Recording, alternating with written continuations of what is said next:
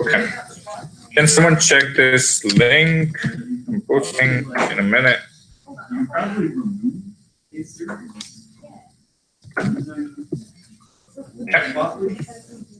Okay, so to work with this, I want you guys to go to the old activities. So go and open the activity number 9. Okay. Open folder, desktop, folder. Go to the activity number 9. And so what we're doing today is doing the Heroku stuff, and you should have a solution by now, right? Go just this is how we're going to deploy the app online in Heroku. How many of you have Heroku account? Who doesn't have Heroku account? Doesn't have it? Okay. Okay, make one as soon as possible. We're going to spend 30 minutes or so on doing this. So what is Heroku, first of all? Has anybody worked with it? Okay, so it's going to help you deploy your apps so you don't have to like run them on your computer and they will be always on. Heroku is just one of the providers that help you do it. There are other providers. Heroku uses AWS to create your servers and stuff. The first thing that I think you need to do is create a Heroku account. And once you go online, this is how you productionalize things when you're in enterprise environment. Use services like Heroku. And so once you log in and stuff, right, you go in to Heroku, you will have your account. You have to create a new app. So I think what's really needed right now is for you guys to go in. And before you do that, right? Before you do that, I mean, we don't have to do this step because you can skip all these steps. But let's just start from here. So the first thing I want you guys to do is open up your Git Bash and move. I mean, I don't know if you need to get to this folder, but get to the folder here. Right? So open up a Git Bash. Okay, we're gonna follow. I'm gonna try to go with you on this one. Is YouTube working?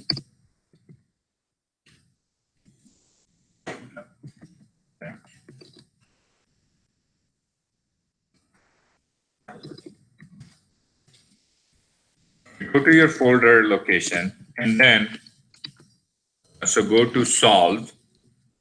Okay, go to solve folder in your Git Bash, and I'm going to select the command. So run this command.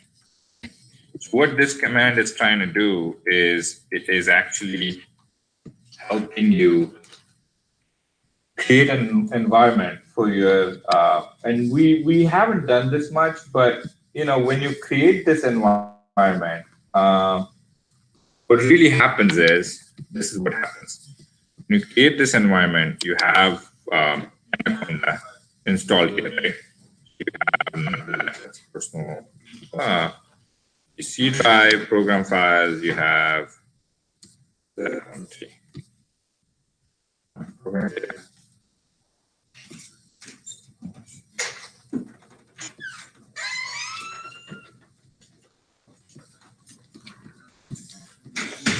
So, and if you're coming in a little later, try to sit next to someone who is already started, so at least you can watch. You're not late, by the way. We haven't started much. This is the last activity from 15-3. Yep. And where's the C drive? C drive, not personal, not much program data we can cancel. Close this guy. Program files. C on conduct list. What it does is it creates a folder on your file.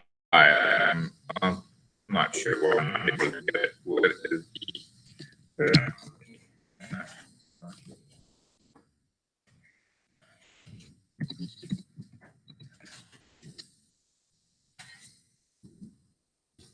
So we'll create a folder, give you an environment, work off of. That's why I haven't been forcing you guys to do it.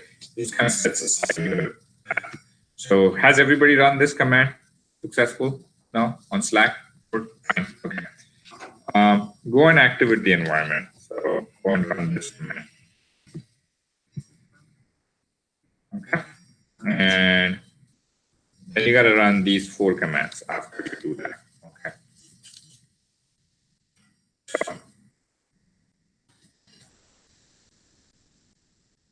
This one first, conduct create that environment, and then it creates a folder structure to hold everything. Source activate that, activate the environment. So it kind of tells the program that and then do all the other things. And if you did those 2 steps, then who is still working? It worked? Everyone? Okay, it's working. Let me know if I'm going faster than. At the end, I want you guys to be able to get to a point where you can run class.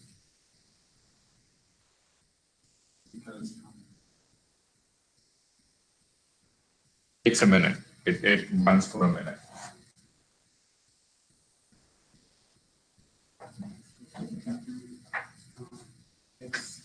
I mean, if you had it, it was update. If there was any new addition. So if you might have some of these packages already. So if you run it again, just going to try and see if there were updates made. Something in the updates. I'll just skip it. Should just skip it.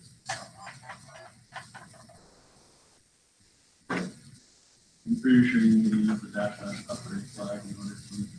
Okay.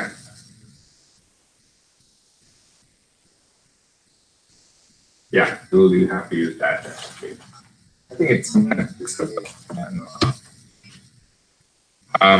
Once you're done, run this one, Python and tv.py. So for those who are a little late to the class, just what we're doing is we're getting opening our Git batch, going to the 9th activity, which is what we had not done yesterday. And then do that 9th activity, which is this 9th Heroku. We're going to the Heroku folder in our Git bash, and then I'm giving select commands for you to run. So that's what we're doing.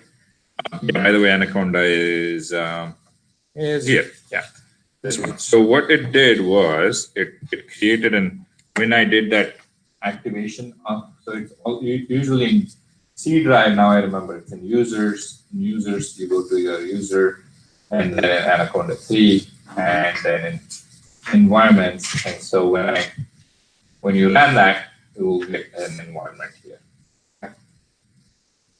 So that's what it says. Okay. Now go to this one here. So if you have run all the scripts, this one is just initializing your init db.py. So what it does is it will pull the table from pets pet_pals. So it's going to pull a table or a database from this file, and the table is defined here. Wait, yeah, it's models.py. Sorry, it's models.py. Table is defined here. It's going to get you the pets table in the DB. So get you the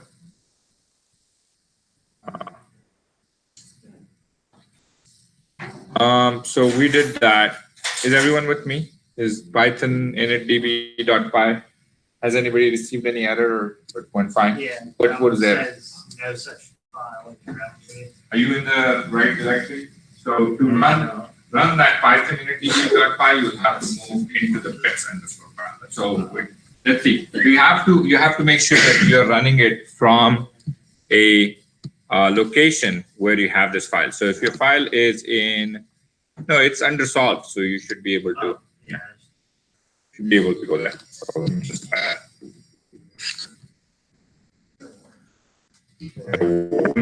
Warnings are fine. Warnings are fine. Warnings we are.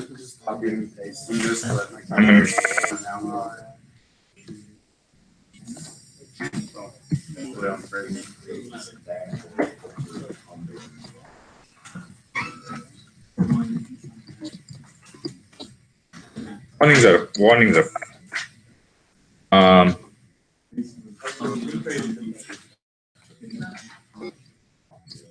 Okay, so if I go here, if I run Python init db.py, and it should initialize.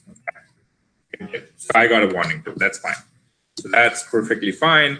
Once you do that, then what you're going to do is, I think you're going to now enable to open. Okay. Oh, because I changed that. So let me go back. Open my folder. File. Open folder. Get to 2 years old. Select folder. Right in here. Go to 9. Solve. Solve. So you have done up to this point. Now you will run this command. Last app pet files. Give you that command. Yes. So you're going to run this command. What's I'm running my command right now. Boom. Okay. So now it ran the command. I have this location, which is my local host. So I'm going to go in. Get here. Now I'm trying to run this app locally. Perfect. So the app runs locally. It's on my computer. It gives me this. So you should be able to get to this point. Everybody's no? Okay. So let's figure out why. Did you run this command? Okay. So let's get to this point. Who has successfully ran the app? Okay, you did, right? Okay, 1, 2. Can you help your neighbor? Whoever has run the app, can you please help your neighbor? We're gonna need people here. Okay. Paulina, did your app run? Yes. Okay, yeah. Help your neighbors, and then I'll come and start helping others.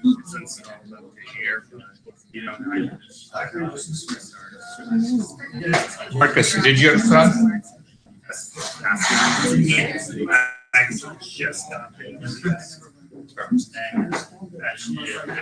Oh, that's perfect. Yeah. Yeah, it's pretty good. It might not work. Oh, actually, yeah, on that PC it might not work. You might have to say set class cap equals that. But try it this way first. If it doesn't work, just know that you have to have the set in front of it.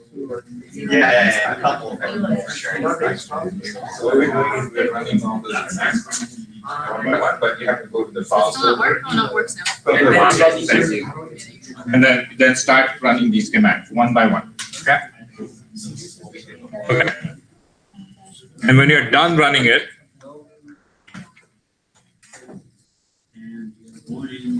then you get this. And if you have done it already, you can click here, add your pet here, and you can get whatever pet name. You can do 33 and -117, submit, and now I added my dog in San Diego. That was the San Diego coordinates. Okay, so you can keep doing this. Add another pet. You can do Rambo 34 -100. That will take me to Texas. Submit that. Texas stop. You can keep adding your pets on this map. So that's what this app is doing. Okay. You go to about -95, it will move again. So -95 will take you to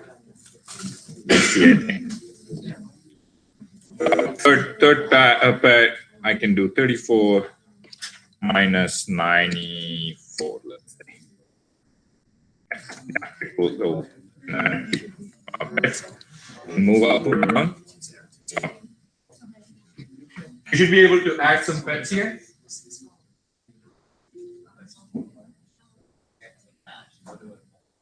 Now, the next step is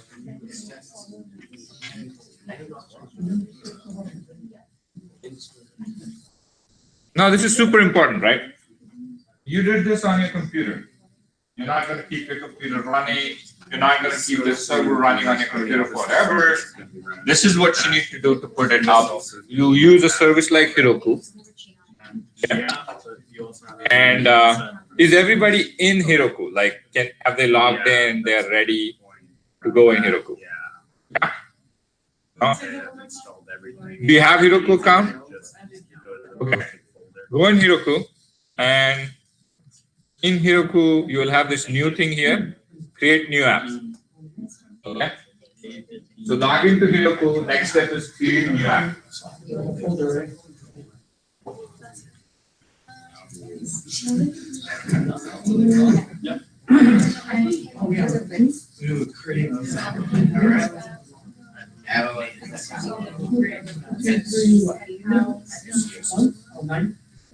Okay, give a name.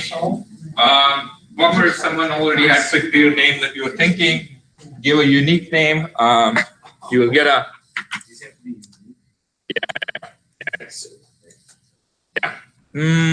once you go there, let's see, what is this? Okay. Once you go there, I'm gonna stop my app on my. So first we tested the app on our machine. This is how actually the development goes, right? The developer tests it on his machine or in a dev machine. It's not productionalized yet. It's not pushed on the. So you are always working offline. Test things up. The testing team goes and tests it for you. Make sure everything is good. You're not breaking something. So there is a QA team typically. So that's another thing. If you don't want to go in development, you think you can read the code, you can understand the code, but you hate writing the code, then maybe QA is a good job for you because you can read people's code, you can point where the faults are, right? That's the QA job. Okay. Oh, you don't want to do it? Yeah. No. Okay, don't do it. His idea is don't do it.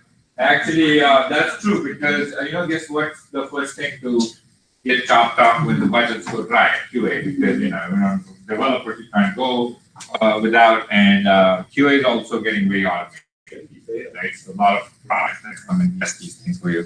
All products want to be foolproof, and it's not easy. Anyways, create new app. You're in new app. I think to log in, you do Heroku login. Heroku login. Okay. I do Heroku login. Here it will say press any key. What is everyone into the Heroku? Okay. Say Heroku login. Do this. I'm pressing any key. It will open. Oh, by the way, does everyone have Heroku CLI on their machine? Okay. If you don't have Heroku CLI, CLI is command line. Okay. If you don't have Heroku CLI, then you have to go download a Heroku CLI. Go here or you Google Heroku CLI. Heroku CLI. Go Google Heroku CLI. Go here. Depending on what machine or more what you use, install whichever, right? So I'll put this link. So create a Heroku account, get the Heroku CLI, go to Heroku CLI and the machine, and then install one of these, whichever is. If you have Windows, install 64-bit. If you have an oldest, I haven't seen anyone use 32-bit, but otherwise use Mac OS. If your machine is Mac. Yes. So when we open up do we have to No. This is for the first time you read it. First time. Yeah. Some of the commands, like for example, let me see what commands look like. Yeah. This won't have to happen every time. It just No, this is first time because your machines are probably not ready for it.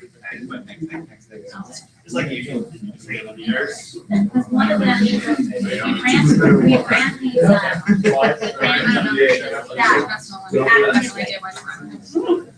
Yeah, like you don't have to, you missed it, but why we create environment is to have a dedicated space on our machine. Have that coded. Okay. So I created one because I wanted a dedicated space this time on my machine. So I can copy that folder. Okay, but we haven't been doing this. Yes. I'm just having a Python code to run. Which one?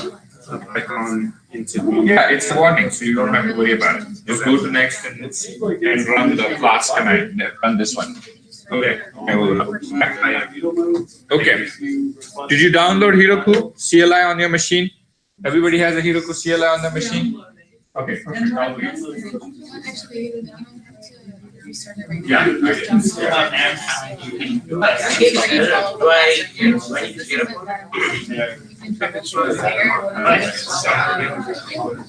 Are all of your dependencies installed in the environment? Yeah.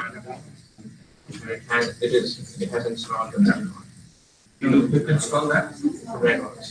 Oh, to do this. Run the last command.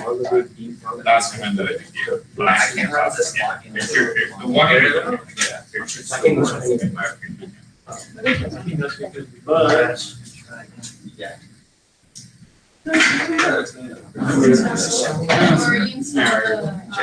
But CLI.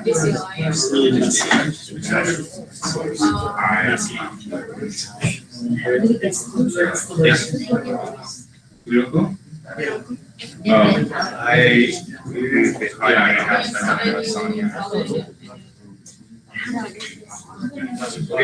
I'm sorry. I know. I'm disappointed. I'm disappointed right now.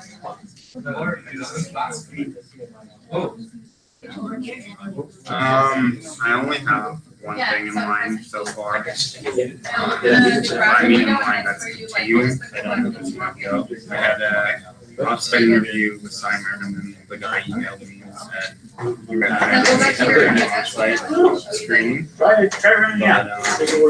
right now it might be a month. But I can say other things. And he gave it. He recommended me to but there's a chance. So I just had And then Neil, I Okay. was talking to Neil. Of my CLI is on your computer? Okay. And Okay, so if you have CLI, it will say, and if you say Heroku login, it'll figure out that you have CLI. It'll say press any key to open, and then if I press any key, it'll take me to this portal. So now it's uniquely identifying my machine, and then I click login to log me in. And if I go back to the command prompt, magic, I'm now logged in as my email. Okay. Now I'm logged into Heroku. So this is connected to Heroku. Now, where are the steps? Because we got to do some.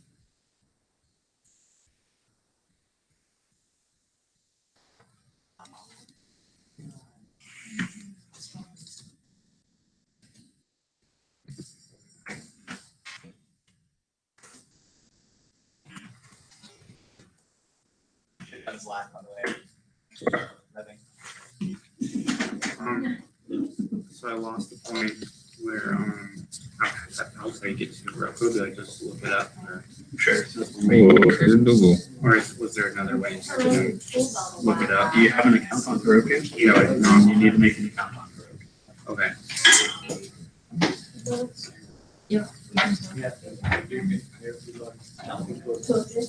For your connections. Okay. Thank you. Okay. So once you're logged in, how many of you are logged in with CLI? 1, 2, 3, 4, 5, 6, 7. Okay. 7, 8, maybe 8. So rest of you, what's going on? Why are we not in CLI yet? Just like a prereq before you start the class, right? Well, the account setup was. Yeah, account setup was. Not CLI. That's on campus. So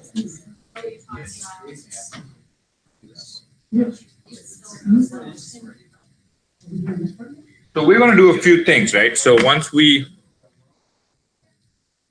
we're going to do now, after all of this is done, is actually, let me show you. Images. So this is it. Okay, so you did the Heroku login. Let's say you're in the Heroku portal connected to it. You go to your project. You're already in your project, so you don't have to worry about it.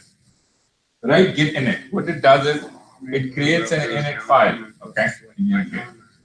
It's a Git thing, right? So it initializes it. Git init blah blah blah. Okay, and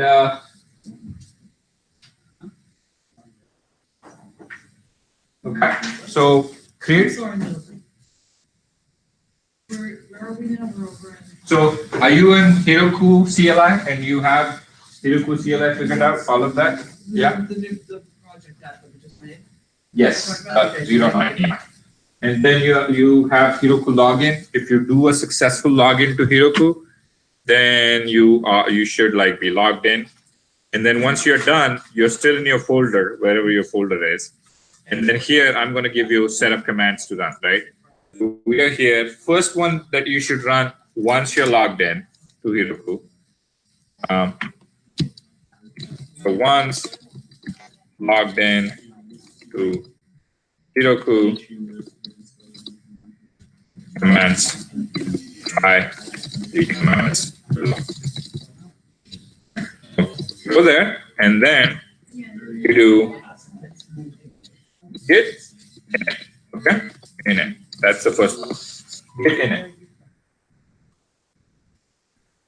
What git init does is it actually is going to create a small git kind of needed file for your repository in your code. So let me show you where it creates more. So no.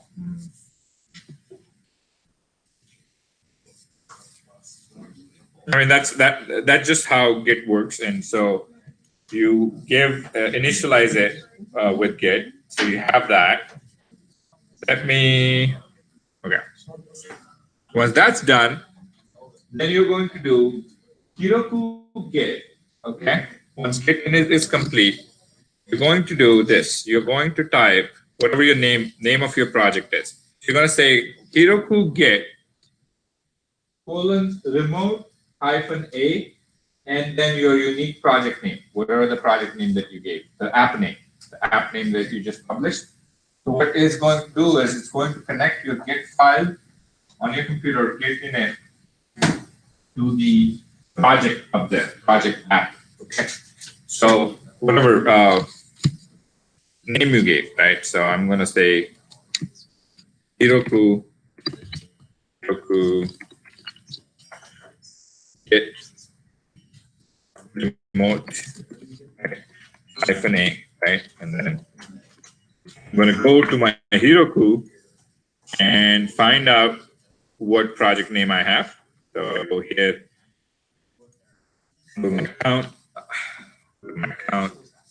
look at pets -UCSD is my account, right? Pets UCSD.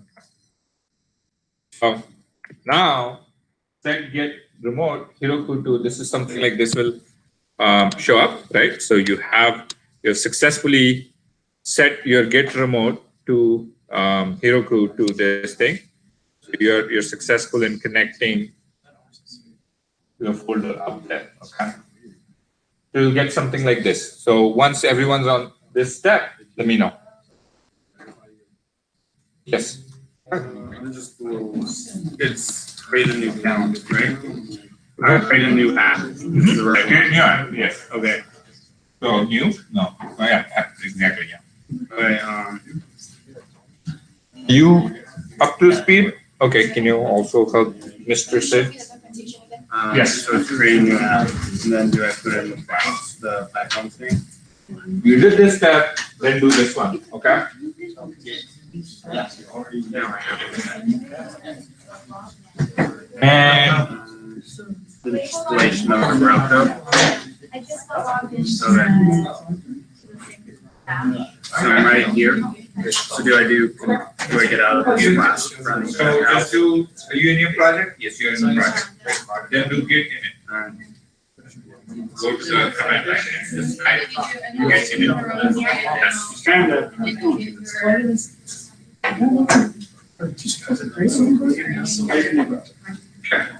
Oh, all right, okay. Now, that's what it did. Added a product, added a git. Now you do Heroku Git. You have an app, right? Yeah, so Heroku Git, remote. Heroku space Git. Remote. No space. Hyphen space hyphen no space. Like that. Remote hyphen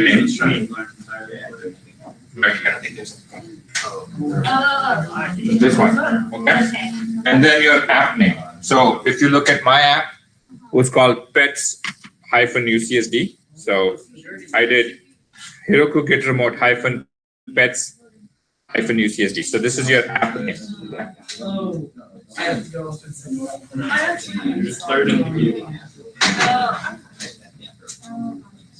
Yes.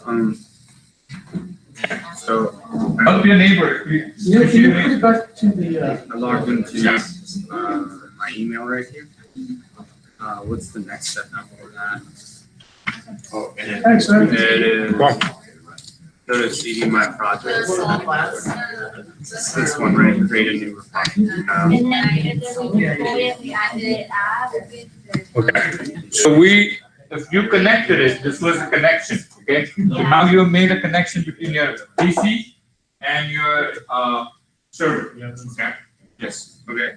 So after I'm logged in, I follow these steps, right? Then you follow this. So you're in your project, then you do git init, and then you get Heroku Git Remote. So it's basically connecting your folder code, your code on your computer to now Heroku. Okay, and Heroku is nothing but a web application, like web server. It's helping you post your stuff up there. Okay, now deploying. Okay, this you should be familiar with. Git add dot and then git commit am make comment or whatever you want to say, and then git push Heroku master. Right. So what you're doing now is you're adding all the files from your computer up to Git. Okay, up to Heroku. So.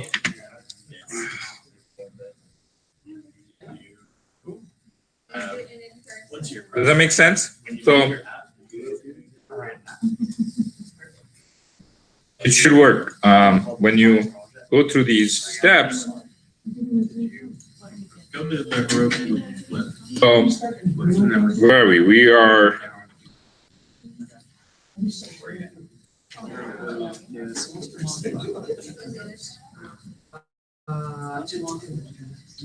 You don't have any apps, so let's make an app so that you can deploy and stuff.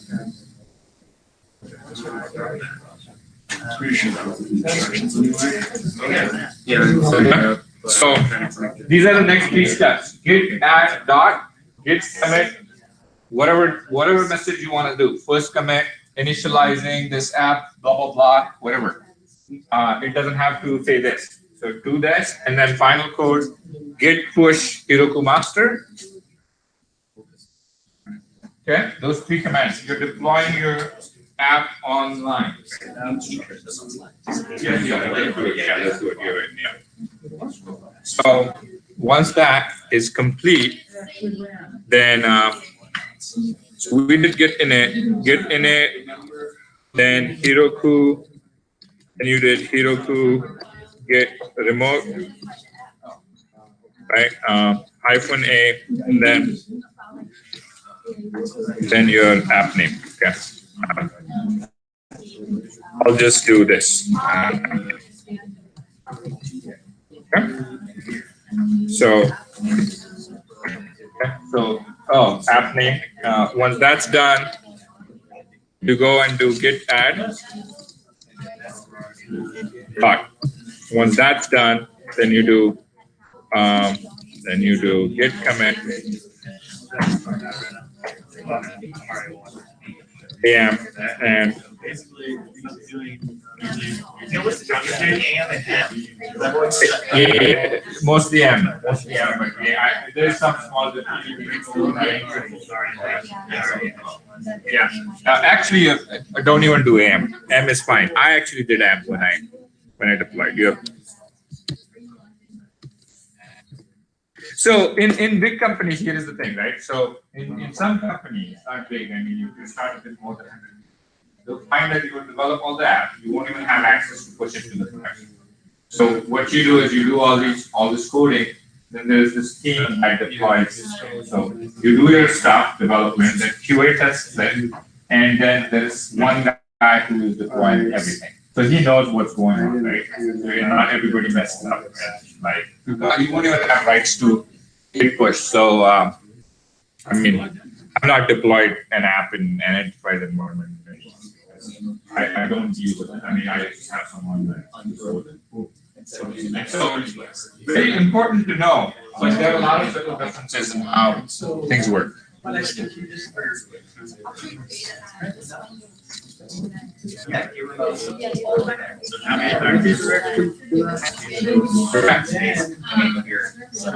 So you did that, and so.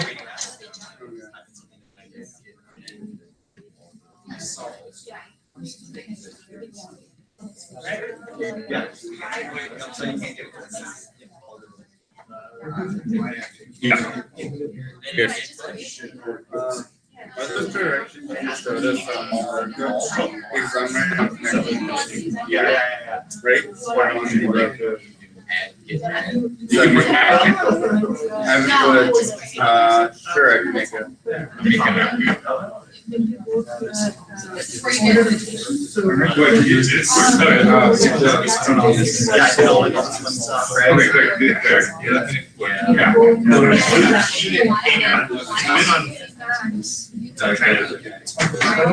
So you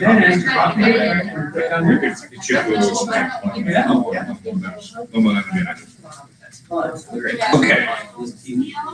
Yeah. Now you're gonna do what you just said. So you're gonna do. Yeah.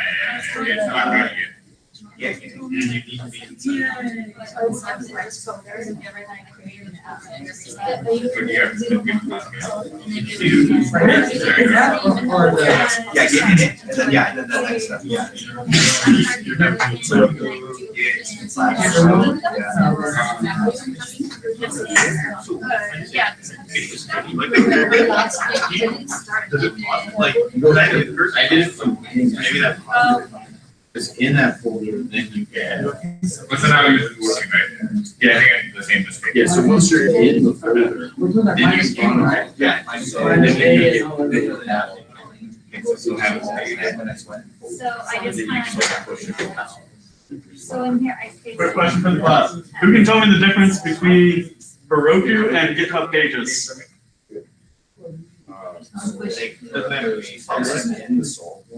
You're on the right track.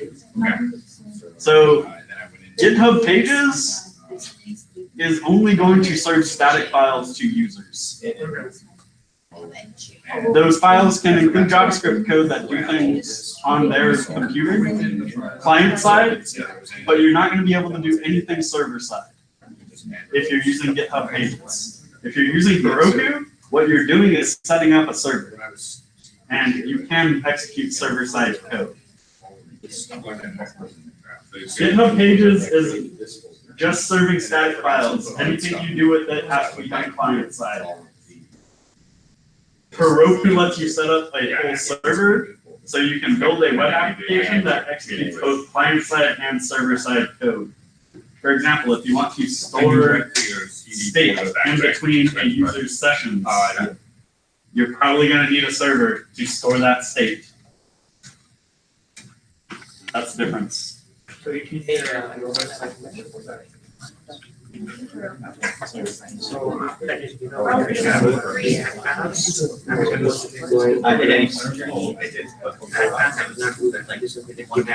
Okay.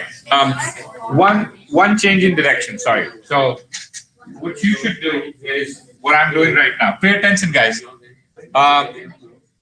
So here, create a folder with your name, pets UCSD, right?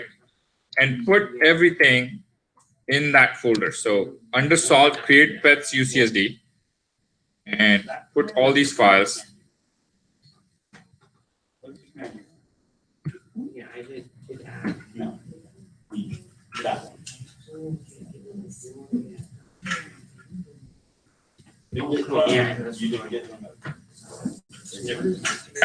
So now all of your stuff should be under solve. Give your app name and then move it under that. Just have that. And then I think you'll have to do this is fine. And then CD to your project. So CD pets UCSD. So I'm going and moving into that folder where I have all of this. Now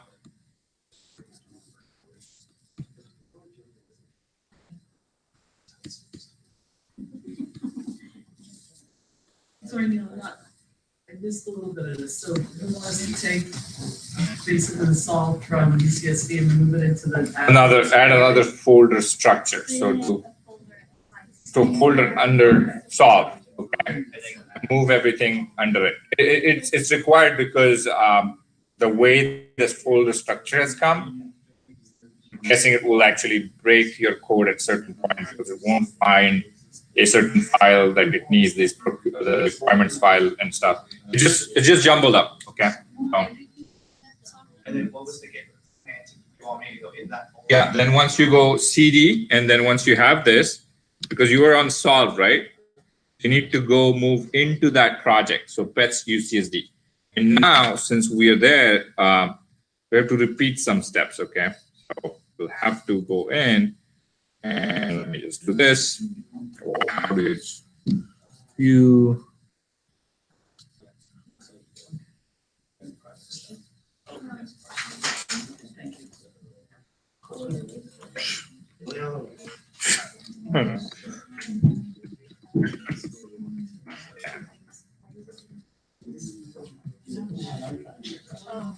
oh, come on.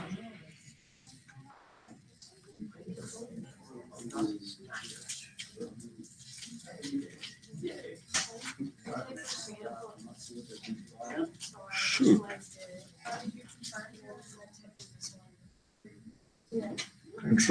Control plus minus. Okay. Control minus. Control minus. Yeah. Where?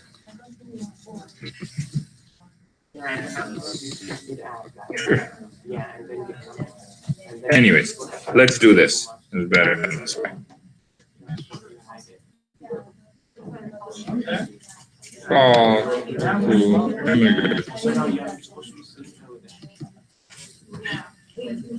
Okay, so you went to your project. Now you'll have to do certain steps again. So now I'm going to go back and do git init.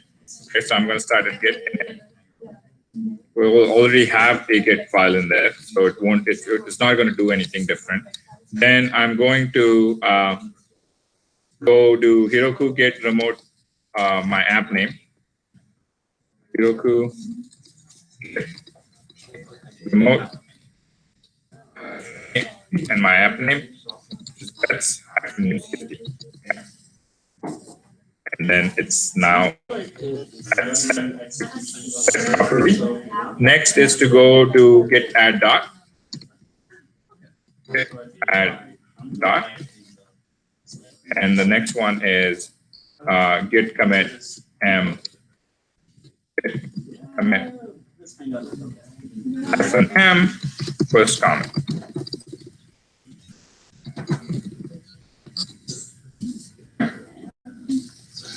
Now that, let me click push to master.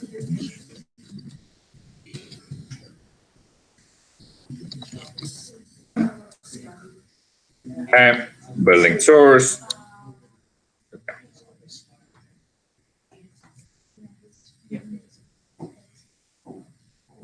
Hit complete.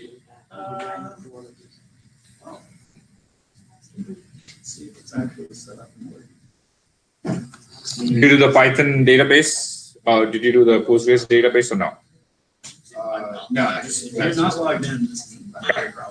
So, I'm pretty sure you are. Niels, would you repeat the steps from the folder on? yes, folder onwards. Repeat the steps. So let's go back. Okay. So the only change I asked you to do is not this one. Like when you did that.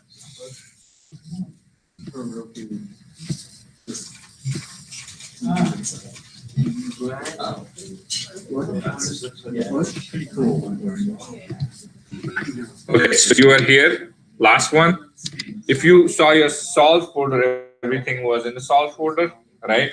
I just created another folder with the same app name. It doesn't have to be the same app name, but I just created a folder and pushed all the files in that folder.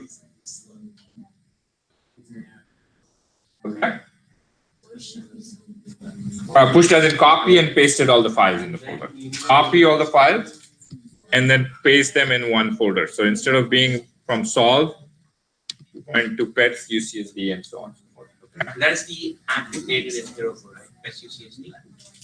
Yes, that's my app. Now we need to go to that app and get cache and then go to get in it everything. No. Okay. Okay. Can I, Because I did all that get in it everything, but I did it outside. let me first check. Let me just check first if this works, because I don't. Just give me a minute. Let me.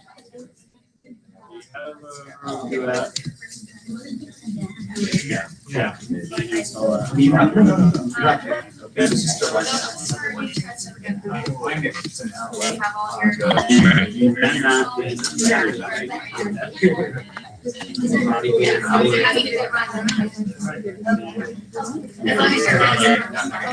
So it's a command.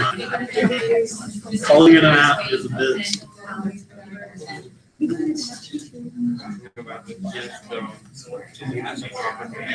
It's installed this minute.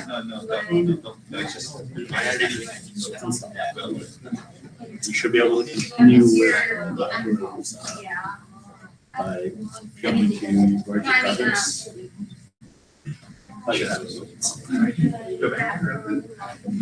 Yes, this. You just need to quote here. And you need all of these instructions. Push it out.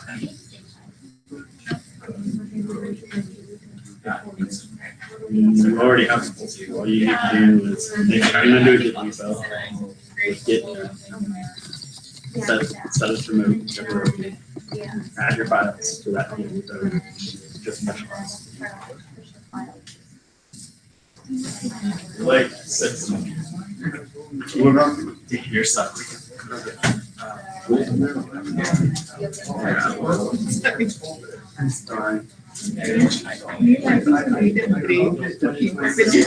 I know. Yeah, and I don't know if this is very weird way of posting it. So I just.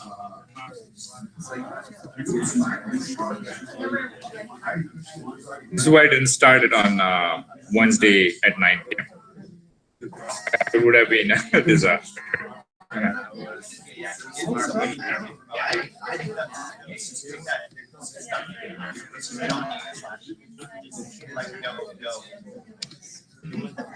No parentheses and no.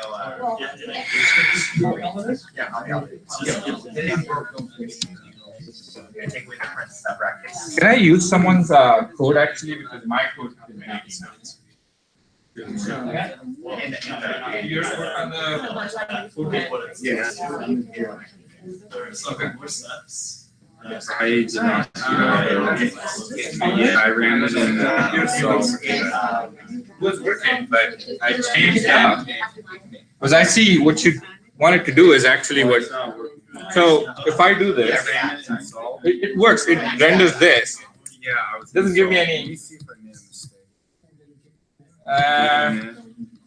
Let's say I did -107. You're like 7 It shouldn't matter. I don't remember who was next. What? Nothing will do. I'm on my side. I'm seventh in the queue. Where should we?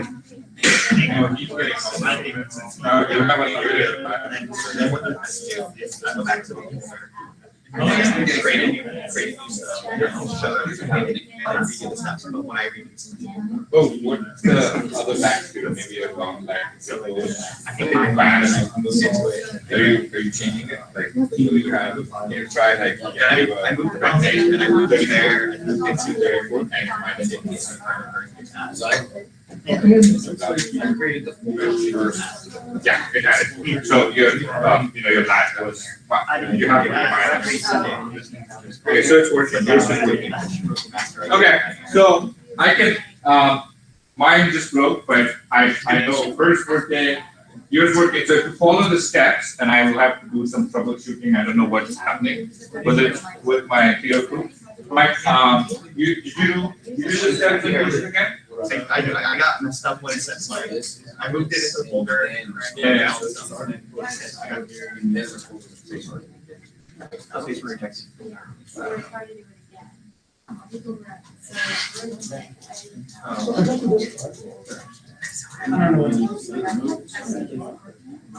But can you go to your log in? Yeah, basically. And log in. Let's open that on the top. Okay, can I get back? Wow. Yeah, so then you can. Okay, if you follow the steps, it should work. I don't know why, but 34, 34, minus 1.7. You're thinking of US, code? Okay, let me just fix everybody. yeah. So now you can, yeah. Right. Yeah. Oh, okay, exactly. Where are you? Here. Show me your Heroku app. I need to know the URL for the remote. This? No. That. Scroll down. It's Heroku, So I got through it. What do you do now? Why don't you? Added all of that. I didn't. What's the default? Did you get the final, Get give it hacked. remote, get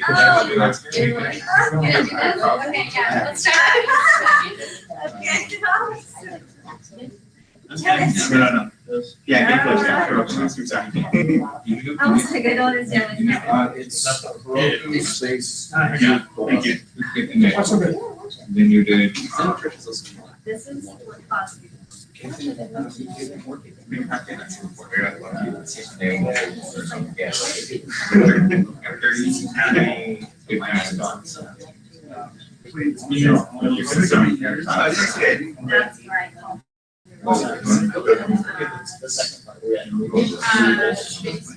Yeah, it should work. Okay. I was just trying, because like yesterday when I was running, mine worked without two. But then it just makes logical sense to have that project folder because you already installed. So I changed it just now, and so that would mine, I'll fix it. But you don't have to, I should have not changed it. Just because sometimes it may not find it, so yesterday I was basically figured it out and it worked. It shouldn't have to do anything, so it should work. So Can you go back to your peaceful land? Hey, here. they broke up this. We'll do the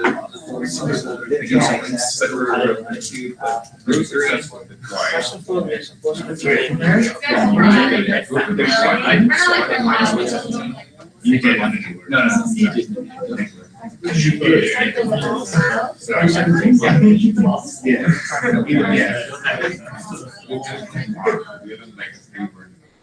You did it right. That is work. So now your app is running on Heroku.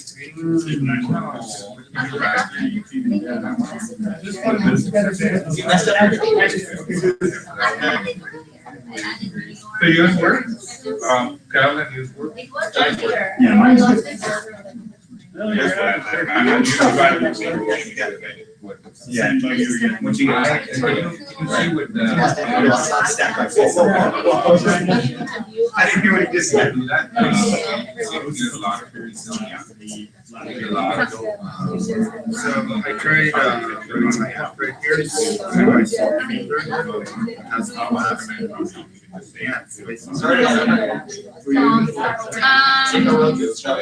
Yeah. Yes, you do.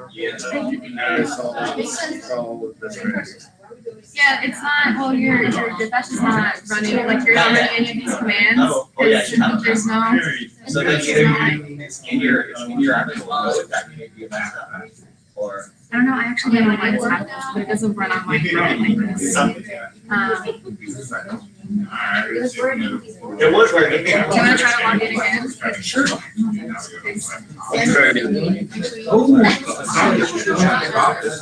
that's why. That's why. Where's your file? That's UCSD, and then all of Wait, no, I it. didn't. I was already myself, right? So we can put everything. Yeah, so put everything in the folder and then run your dispatch from there. Yeah. So copy all of your files in. Okay. You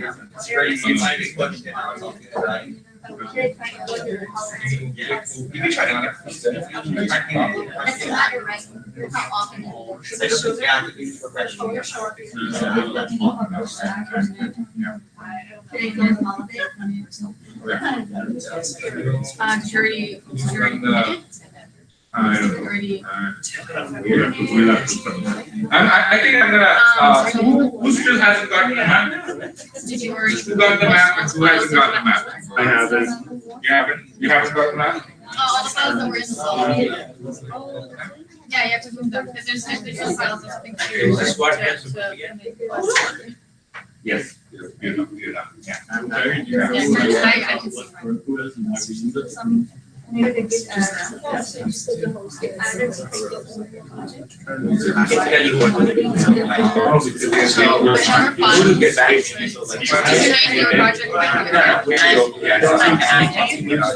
get, Get back. You know what you did.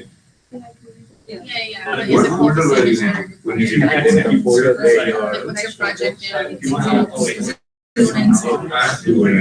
That's all you wanted to do. You already have to get you need to run this app. Oh, okay, yeah, so copy You it. do that. Yes. So what you do is that your audio is supposed to go to the CD. Okay. So you get the command. And then copy all of these files into. So yeah. So I share this with your. So basically, is there a step?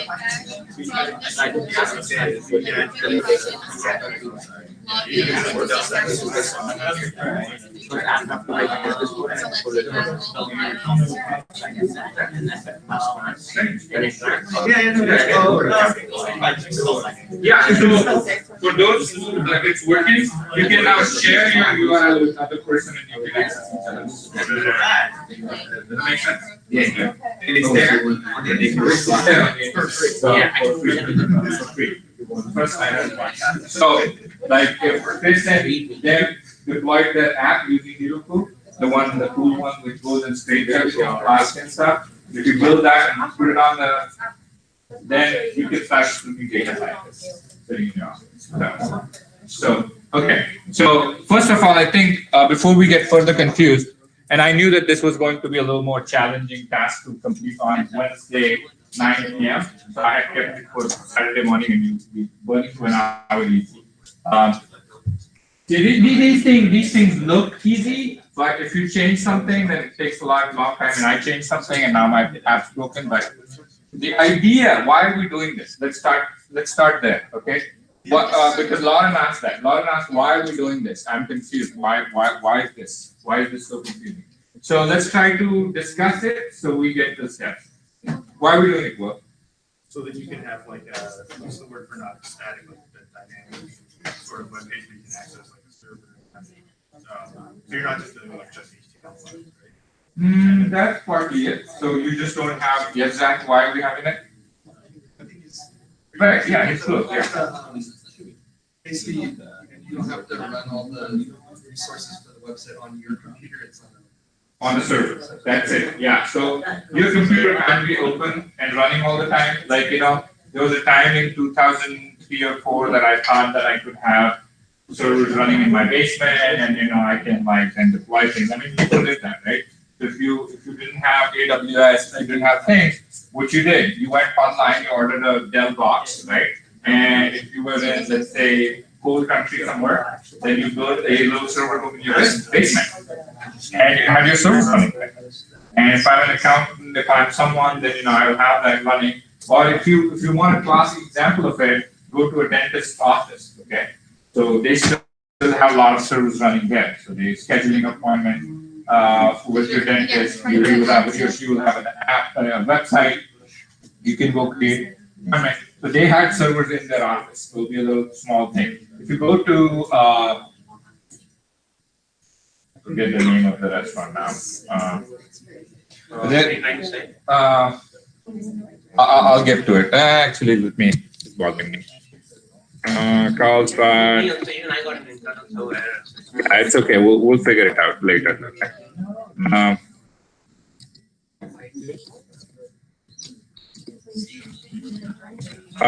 So go to Yard House. Go to Yard House, and when you walk into Yard House, you will see a rack of servers, right?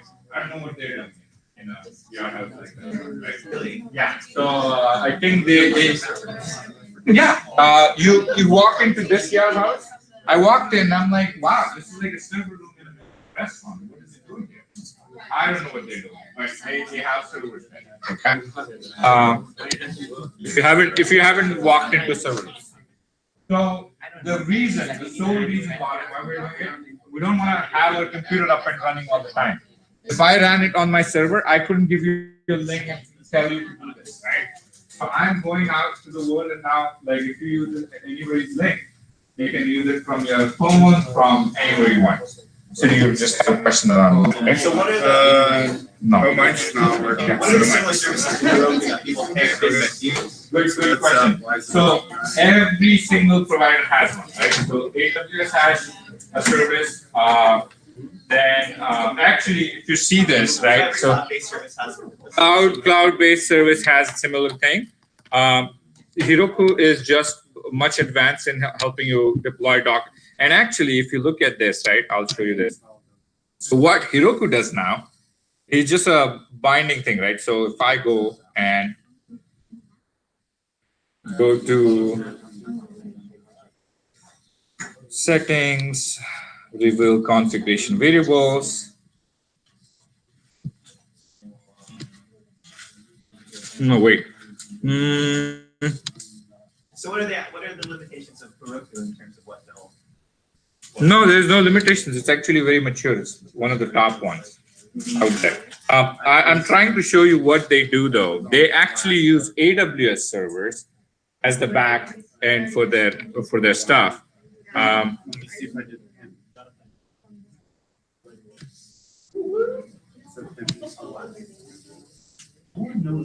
Okay. So.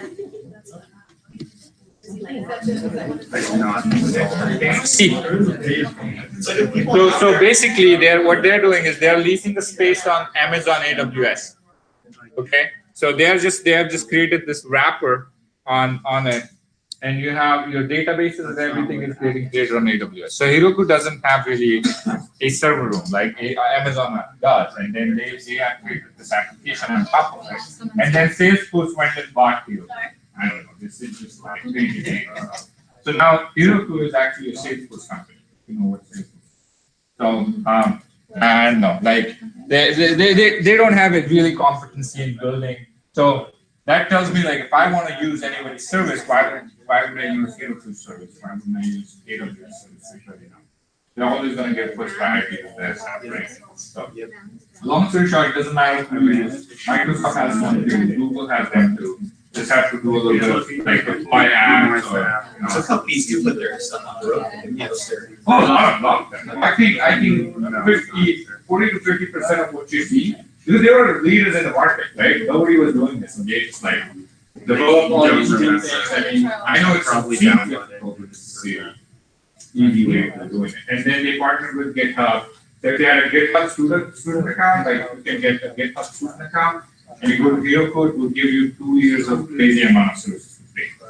So, yeah. So if you were going to deploy apps and stuff, the account that you just created was, I think, a regular account, unless you follow the path to get a student account. If you get a student account, I think 1 or 2 years they give you. Same with Google.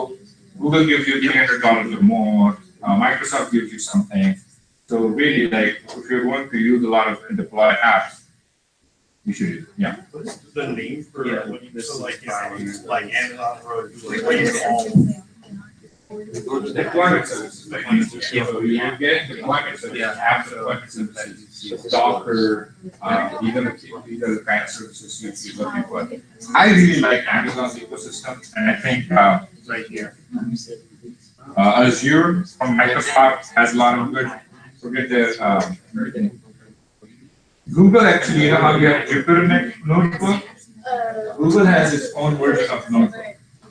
So Google has actually what they call this big notebook or something like that. So everybody's like trying to get in the market. So it's not confusing at all. It's what the need of the market is. It's just these kind of things make it confusing. I can't even remember all the names.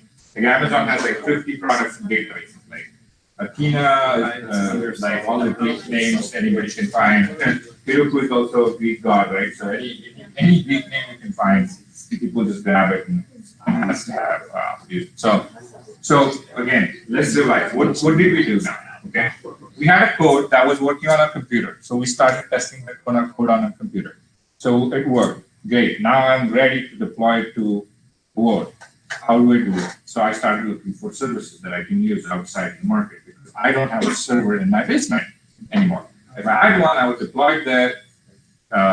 The risks of doing that is if tomorrow it rains too much, my basement gets flooded, my server's gone. Why would I do that? I have to check on it. I go out of town, something goes wrong, my server's gone, nobody can reach me. So what companies like Amazon and Google figured out, hey, we're running these servers anyways to run our websites, to run our search engines. How about we don't need it all the time because there is a search mentality, right? So Uber does this, like search pricing or dynamic pricing. So they said, okay, we're going to buy a lot of servers because why? Because come December 25th, 25, or like holiday season, a lot of people go on Amazon and buy stuff. But we don't really need these servers after that, right? And then we'll try to get these new companies host their stuff on our servers when we don't need it.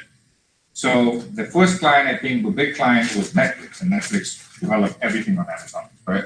All the movies you saw. So Amazon was buying these things, they created a model. Okay, I'm gonna go and sell this to a bunch of companies, get a lot of money for it, very successful model, and that's how these kind of services start. And so people develop stuff to deploy things online. Heroku partnered with GitHub, that's why they got too famous because, guess who's on GitHub? People that can't afford their servers right away, right? Companies still could afford their servers. I mean, until even today, I walk into some places and they have big server rooms. I mean, they still keep their data on their premise. But people, young startups, and that was a really good thing. Because earlier, if you were a startup, you had to think 100 times to order a server.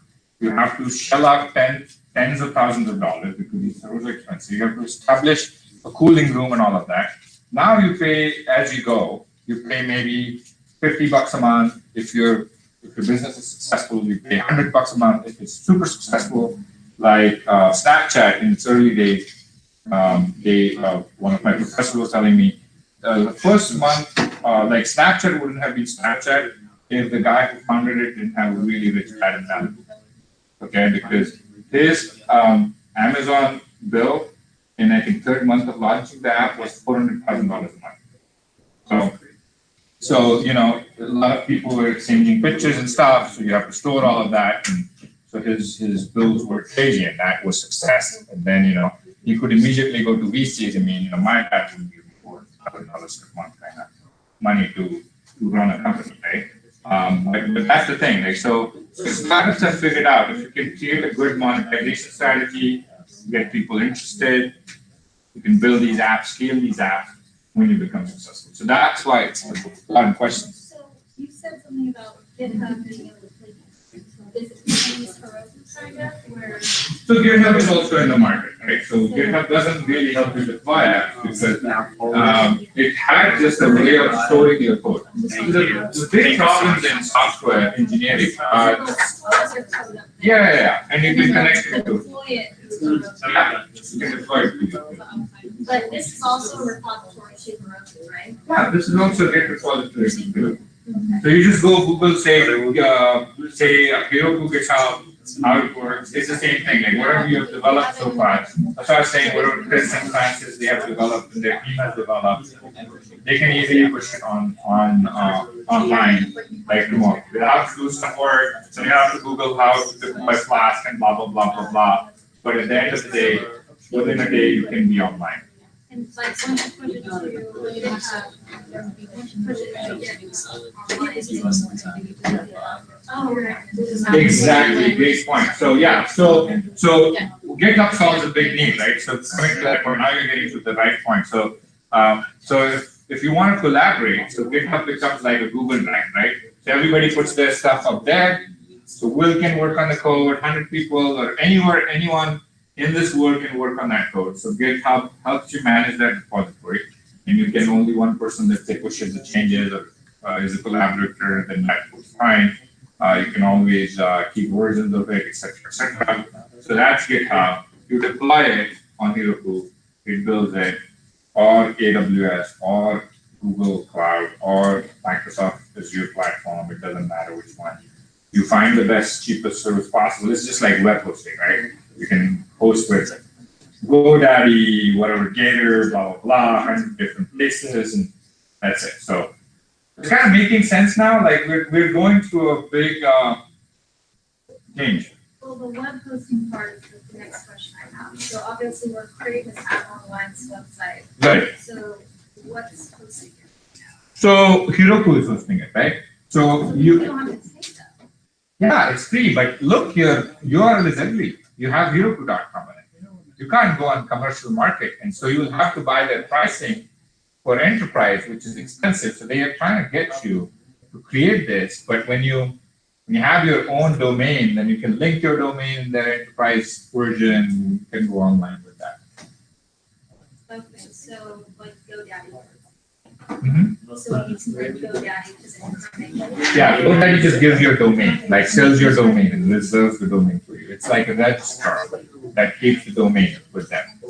They also help you web hosting, but this is app hosting. Like if your website is an app-based website, you have all the HTML code, you don't even have to go, you can just buy the domain from GoDaddy, which is like $10 a year. You don't have to have web hosting. I would recommend GoDaddy with web hosting, and then go to Heroku and then get your domain and stuff. So they have a. Like build your website with HTML and everything instead of using like a template. See, that's another thing, right? Now we're discussing what's the best way of building a website. I don't think you sitting down and doing all the HTML coding is necessarily the best way of building a website. So what do? You use template from WordPress or somewhere else, Wix or whatever.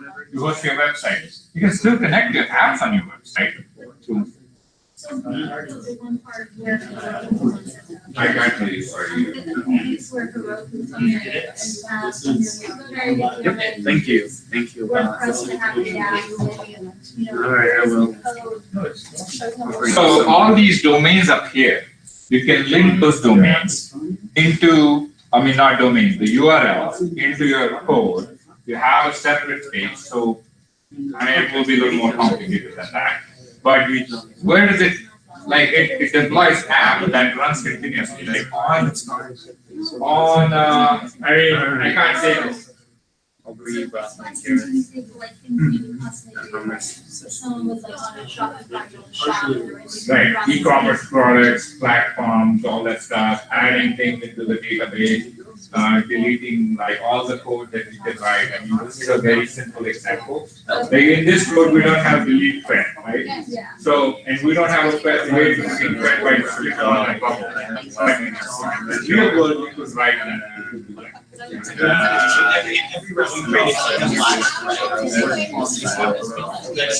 yeah. It's an insurance company that's Like the dot thing in the shell. Yeah, you go there, like, Yeah. Not essential shell files, right? So those are like pieces of codes that tell how the compiler begins and all that stuff. So I don't know. Is there a .sh file that you want to look at? She was like telling me about the position. Give me the SQL, ETL. Yeah, exactly. .sh is basically a command shell file that tells what to do.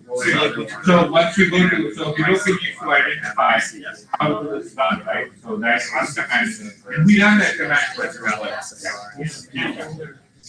Questions? No? No? I understand. so when you do Same Git, it's the same Git. So is it publishing? No, it's not, it's just publishing it to you. Okay, so there are two things, guys. One is Git and one is philosophy Git, right? The company Git and the philosophy Git. So you're using like, it's like Bitcoin. There's one blockchain philosophy and there's Bitcoin. Bitcoin is an application built on blockchain. So Git that here we're using is the philosophy, right? How this works. And the Git that you see, the website Git, is a different, like it's like the Bitcoin of this philosophy. Does that make sense? Okay. So, you know, Okay. so let's say we have a Heroku app, right? And we Right. have like inputs to a database, whatever it is. Right. We deleted the stuff from Kafka or whatever it is. Yeah. Right? How do I grab that information from the? Good question. So yeah, so how do I do that, right? So Git not only allows you to do, Heroku not only allows you to build apps, it also lends you, that's what I was showing you earlier. It also lends you to get the databases. So here I have created, like, you can go and create a PostgreSQL database. Or let's see what kind of data source will allow me. So I go up here, data. So I think that data is up here. You go data, and then once you're in data, then let's see. Basically, all we did is associated. You can have any number of databases hosted on the Git. I don't know how much it will cost. So new app. Come on.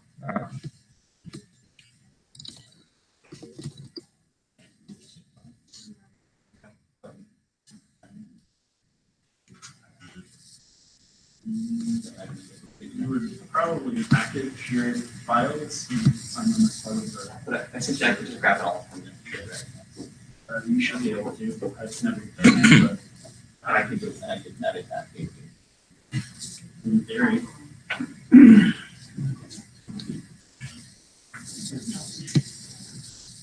So I can, Honestly, never actually.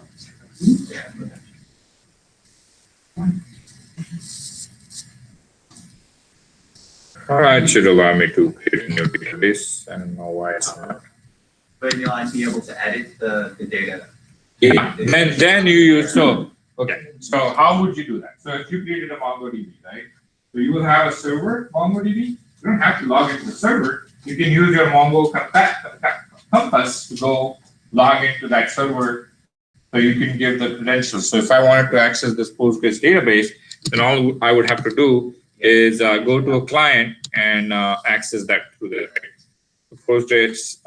If I pick up settings, view credentials. So in this is my host server name, which is Amazon server.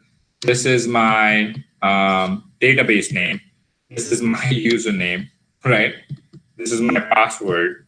This is my port, and this is my URL if I wanted to call that database. Does that make sense? Yeah, so this link is nothing but combination of database name, port name, server name, password, and all of that. So you could host databases online, and I don't have to host a database from Heroku. I can host a database from Amazon. I can host a database from Microsoft Azure. It's just like a container, the application that gets deployed on the server. So you can host any kind of database anywhere and apply it to your, yeah. So why did we use Heroku over Amazon? Because this is student friendly or? No, this is just because I had to give one example, right? So I mean, it's leading example of how things can be deployed. Also probably easier to deploy simple Flask applications off the road. Yeah. On Amazon. I mean, I'm biased, but yeah, I think Amazon is much better in my opinion, but Heroku is great also. It's easier, yeah. Any more questions? I just have a question about, like this, for the thing we're doing right now, the database is in that SQLite file. Yes. But with Mongo, Now I was going to show you an example of PostgreSQL and how it works. I'll show you how it works. Now my app's not working. But if you have this, right? So if you go back to your app.py code, that's a good question there. If you go to your app.py here, you see how it says app config, OS environment, database URL, blank, or, right? So if you had a database URL that you specified, then it will go to that database. Okay. it's like one of the path variables you said. No, you can literally say here. Here you can say what database. So I could go and copy my database and put that database URL here, and then it won't take OR, and I can just remove this or comment this, and I will just go to my database. If you have a MongoDB URL, you put it here, and then we'll just go to MongoDB. So that's something that we can try afterwards. Yeah. Right. Any other questions? So good questions. Is it helping clear some concepts and how you do it? Okay. There are a bunch of videos, right? To be honest, like, if you want to do something specific, YouTube has videos, or like online people have documents, and there will be errors are, errors are there to be. And so you have to go through those errors. It will take a little bit of time, but it will work. This stuff works. Okay. Okay. Now, yes, very, very, very, very good documentation, lots of examples. Their documentation, I would say, one of the reasons is why they're so successful. So good your documentation, read about how you can do custom domain names, how if it was your company, the question is like, well, I have this website, I want to do this, how do I do that? Look at how you embed that, lots of steps, root domain, all this stuff. I mean, if you do full stack course, you will probably learn a lot more. We're just trying to predict a little bit. I think you guys got a good understanding of a lot of full stack techniques also through HTML and stuff. So here, connecting Java, PHP, Node.js, PostgreSQL databases, how you do maintain databases, how Apache Kafka. Kafka is used to streaming. So when you real-time data streaming, so where your Uber is, where your order is with Pizza Hut, what's happening, that's kind of Kafka way of sending data back and forth between apps. It's very popular also. A lot of companies, Apache Kafka. I'll send some more documents if you want, but it's just a lot out there. And so Apache Kafka is like the number one streaming platform. It helps you. Most of the apps you see in real time, user does an action, the data gets passed on to the app. App is supposed to do sends it back to the portal. All this stuff happens through Kafka mostly. Okay. Any other questions? Good. Should we move ahead in Saturday on what we need to? Okay. Neil, so what would be an issue if whatever we are adding, like the fetch information, right? And if it's not being showed in the map, what could possibly be the issue? Is it a problem with app.py? There is like Heroku logs. I don't know. Abel, did you ever figure out what was going on? Figured it out. Okay. There was the folder structure. Oh yeah. There was a path issue, so we had to. Okay, so it could be the folder structure. I think I got messed up with the folder structure too, so it could be the folder structure. We can look at it in the break. Okay, let's move on. It's 11:30. I want to give you guys some break too. Okay, we'll break this. So that was that. So now what are we learning today? We're going to go back to D3 a little bit and explore the part of D3, especially passing data using D3. So again, new concepts,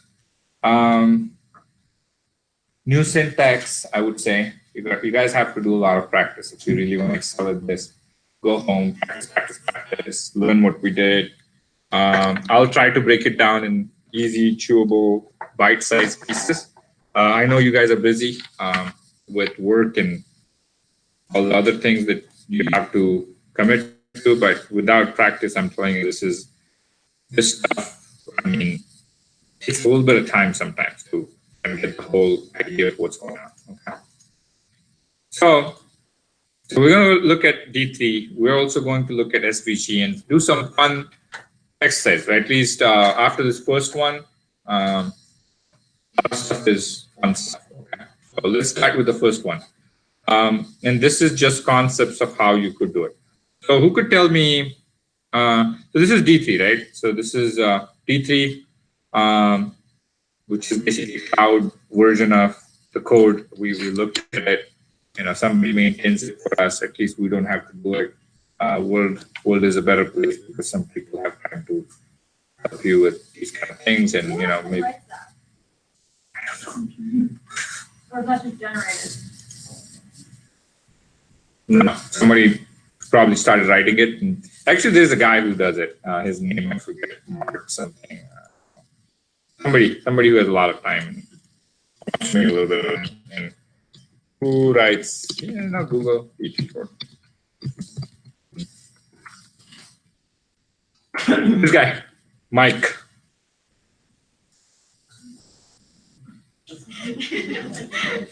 Mike writes it. Mike has a lot of time and makes good money. And then these are the other people that help him. This guy. I know.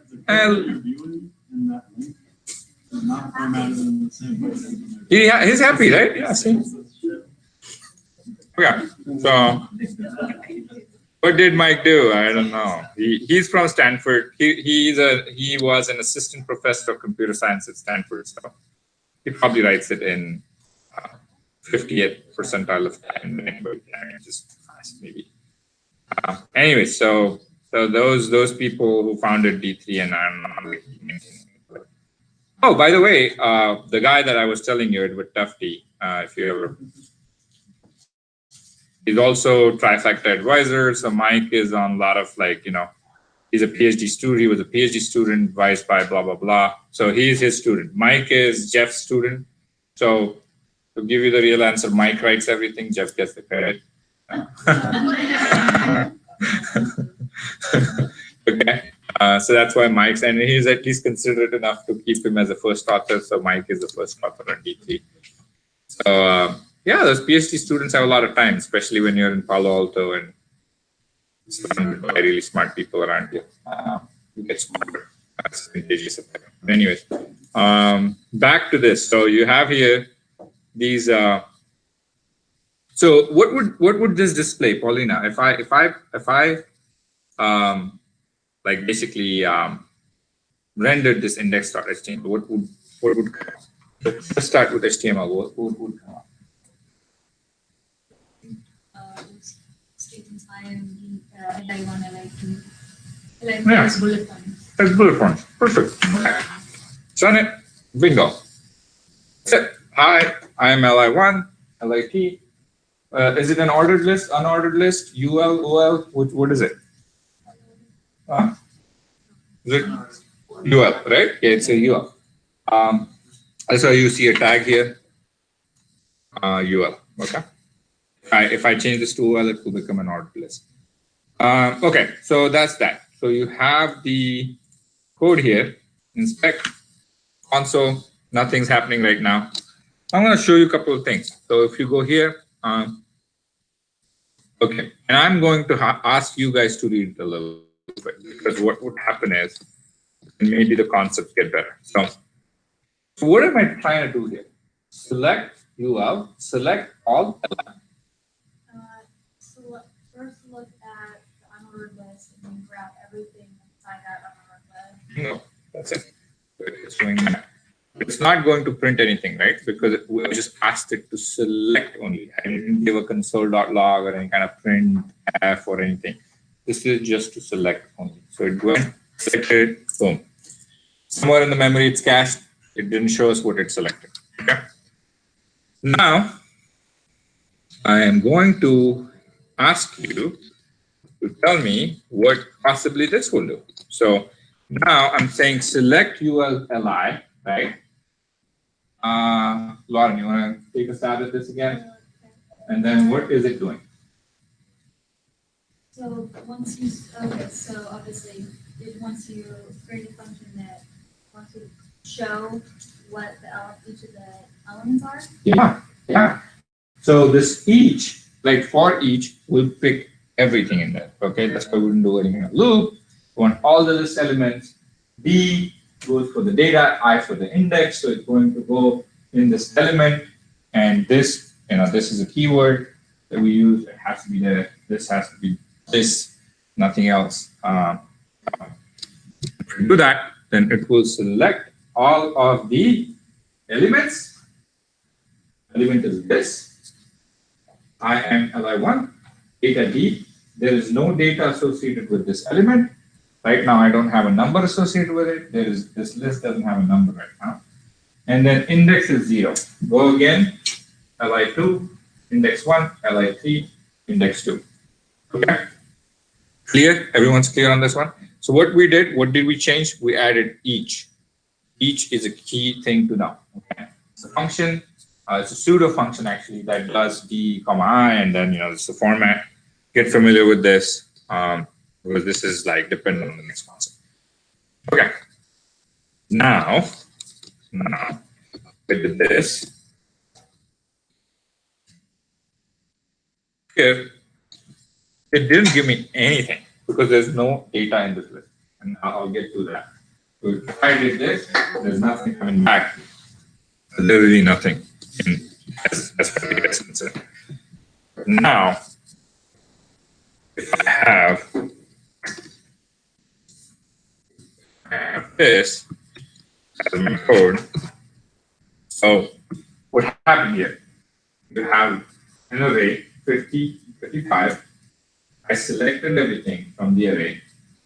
I'm passing that as I'm caching in as the part of the list. So basically, I'm not writing it back yet, but in the memory, I cached in, then I replaced the I am list data portion that isn't here right now. We would have a data portion, and we'll get to it, how that looks like. But I'm caching this array, and since I have 3 lists, for the third list, I still get down an undefined value. Okay. So here, since I don't have data associated with this list, I got 3 undefined. Once I cached in the array, passed the array, got the first 2 data points, third one I got undefined. Okay. Let's just go through these concepts and we'll get. And so if I have five data points, 5 data points, run this, I get the first 3, I don't get the last 2 because the list doesn't have place to cache those last 2. Okay. Comfortable? Okay, let's keep moving. And so here, I wanted to reassign things, so I changed the array. I changed the first 2 elements. Now, this is all happening in memory, okay? Nothing has been displayed on the web page yet. Okay, so we'll get to that point. This is just all happening in the memory. So we're just playing with the computer's memory. It hasn't come back here yet, so it will just show this. But here, I replaced the first 2 elements of that list, 50, 55, 53. I couldn't get these 2 because my structure was rigid. It was 3 lists only. I'm not adding more stuff to it. I don't have an append code or anything like that. So now I'm just getting 1, 2, and 53. Okay, everyone with me so far? Okay, good. Questions, stop me now. Okay, and then multiple methods. So, okay, wait a minute.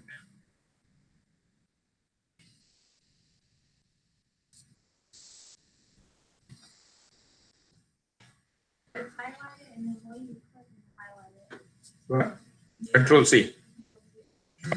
Yeah. So here, what I'm doing is I have all the list. Okay. I'm just in the memory trying to return the function.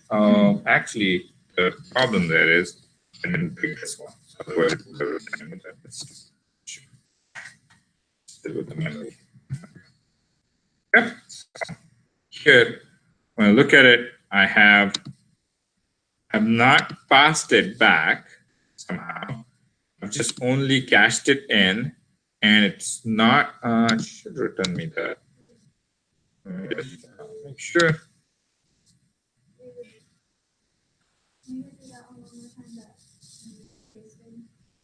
Yeah, I'm trying to tell you what. Actually, let's go to the next one because this is nice. So it should have returned me. It should have returned me 50, 55, and 53 back on the screen. Oh, it did. I wasn't watching. It did. See what it did. So this one actually cached in the array. Remember how it wasn't changing anything up there? But now it changed, right? So what happened is it cached in this. Because we say this text and then function of data, we were not using that up here. We're just looking at it in the memory. Not here, but like here, we're just looking at caching in the memory. We're not texting it back to the element, which is basically what this is doing. It's taking these 50, 55, and 53. It wasn't changing these numbers, but now it is because of the text function. Because the text function B will send the data array back to the page. Okay, so that's what happened.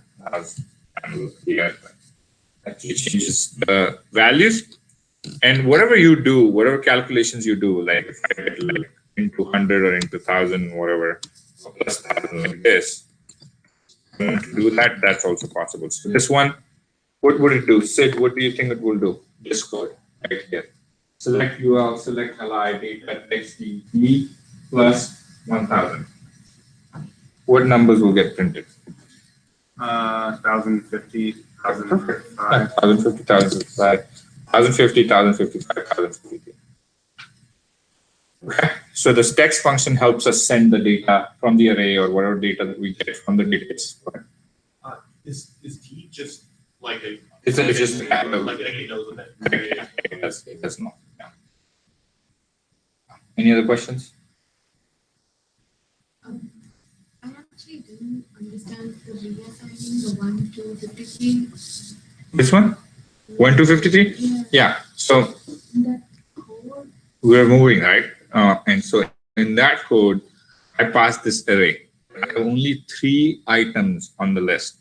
So it picked up only 50, 55, 53. Now reassigning it means if I change the array to 1 to 2, 1, 2, and now my new array has become this, right? Initially started with this. This is my array, right? I'm a list and no data. So the data was my first array. Now here, when I cache in 1, 2, it's going to, and if I pass that to all the elements, since the third element isn't here in the array, it will just only replace 50 by 1, 55 by 2, and 52 will remain. Okay.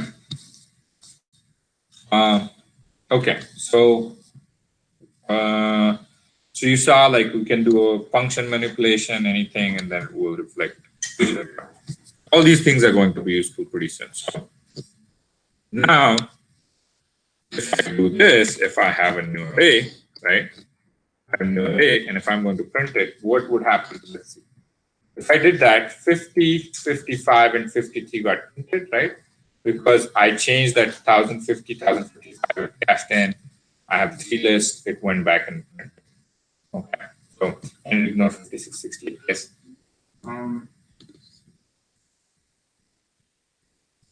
Oh, I just didn't see where the array got passed in. Yeah. Okay, thank It gets here. Fix it. So why isn't it printing 56 and 58? Because you have a static list of elements, right? You only 3 elements. You started with only 3 elements. It can't add. We haven't written a code right now, at least, to add to this, dynamically add to this list. If we start entering elements, then it will start writing, right? So we're going to get there in a minute. We have that. Okay. Okay. Now, if I try to append, okay, I'm going to try to append with this, So change here in my code right now is, see how I added text? I'm adding append now, append list, okay? I'm going to say append a list. And I'm expecting when I wrote this code to add what? 56 and 68. That doesn't exist. Let me run this code and see what happens. When I run this code, I see it actually appended 15, 53, 55, and 53 again. Right? I don't want that. I didn't want that. It just went and added these things. I mean, that's not my. And if you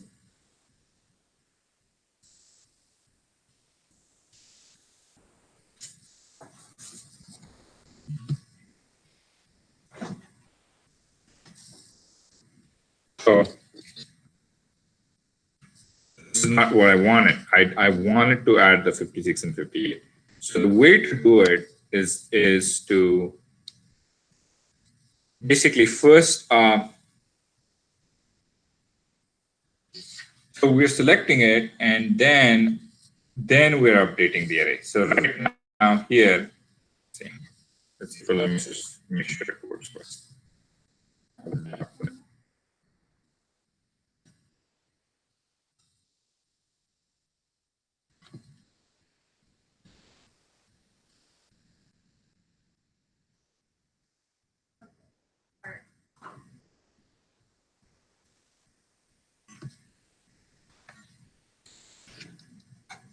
And somehow I got messed up.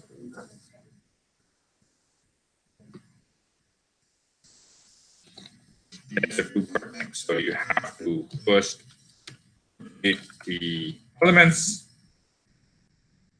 Let me see.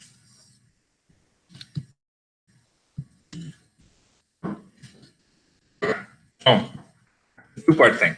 You have to first get the array, whatever that is, and then use this enter thing. This is what, so before you, so if you had 50, 55, 53, and if you had added dot enter for that thing, then it would have added the new elements. So that's the way to do it. First give, so this code here was supposed to bring 50, 55, 53 printed, okay, back to a normal state. And then when you added this code, if this code was added before, then instead of just saying append li will duplicate the list. But if you do dot enter before append, then it will know if the element exists, then go and append. If the element doesn't exist, then. So which means in this way we cannot add duplicate elements. You can. If here we had 50 and here we had 55, then those would have got added. So it would actually enter the fourth and fifth element. That's what it's saying. Whatever those elements are. So it's not like duplicate elements. Right? So does that make sense? Is it only because there's two extra places now? Right? And so it will know like, oh, don't change the first three, just go add the second one. Okay. So how to remove? If you do how to remove and exit, right? So if you had this, what this did is it removed all of the elements and then exit. I mean, exit is just basically get out of whatever you have and add these two. So it went and deleted other lists. So remove removes the list and removes the elements. So basically what it did was if you had all of the elements first got removed and then it got replaced with the new elements. Okay, so this is to add just new element, wipe the list, get the new elements, dot exists, dot no. Okay, okay, now why are we doing this? Let's go into real life example and why did we just learn this? All of this. So Why did we do it? And so let's say you wanted to have a page like this. Okay. Wanted to dynamically render things onto my web page. First of all, I want you guys to tell me how would this even work? Like conceptually, what are we doing here? So there are 3 gifts, right, that I'm getting. And in these 3 gifts, I have on the same page, how would the code even look like?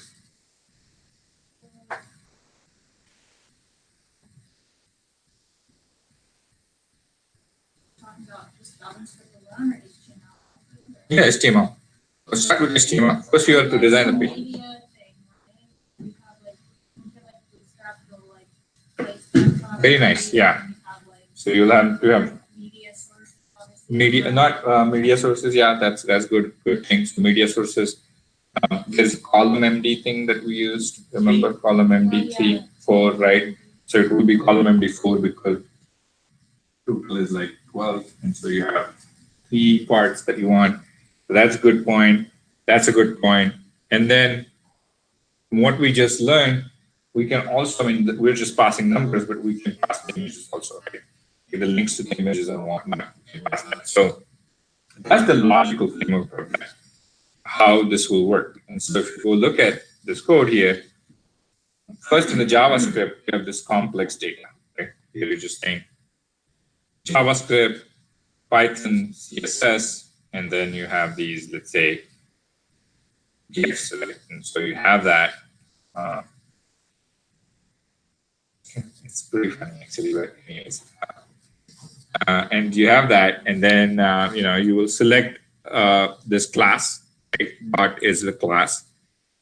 Hash is the ID. So image gallery. First, you design your HTML, where you will say, well, give me Bootstrap, give me this, and then give me a class image gallery. Okay, under a container. Right? So there's a container image gallery, there's a class under it, and now in that container and that class, in the divs, you're going to pass this complex data. So here you're passing the complex data. Remember, you're passing 50, 52, 53 and numbers, which were arrays, nothing but similar structure. This is what you're going to pass here. Enter. Why enter? Because we didn't have any list. We did not have no list. So we want to add to the list, which doesn't even exist. Or add to the placeholder, which doesn't even exist. And append to the div. So div is where you append it. And the class is, this is the Bootstrap stuff that we learned. Column MD4, thumbnail is what you will use. And in this function, because you're going to pass this, not just static data, this is not a text. You used to have text here when you were just passing numbers. Now because you're passing like a GIF, the emails that you get that are not HTML enabled are just text emails. And then if you want HTML components, you have to use HTML. If it is an HTML component, you get emails that, I don't know if you still do that, but there is a way you can strip everything out. And just go HTML, function D. But what is D right now? D is the URL, right? From that complex data set. So your data is here, which is complex data. From that data, you don't want title. You want the URL of that. Right? So your image source is d.url. And that's how you get this beautiful page. I feel a little less excitement right now. Let me see.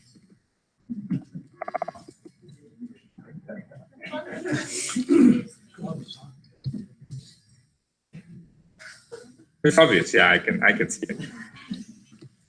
I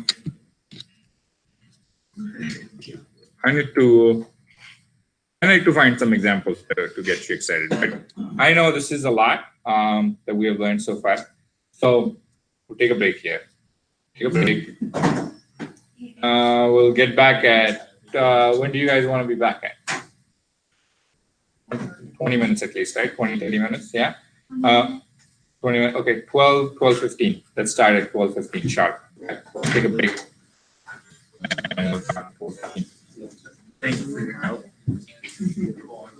What? Yeah, exciting. It is exciting. Yeah.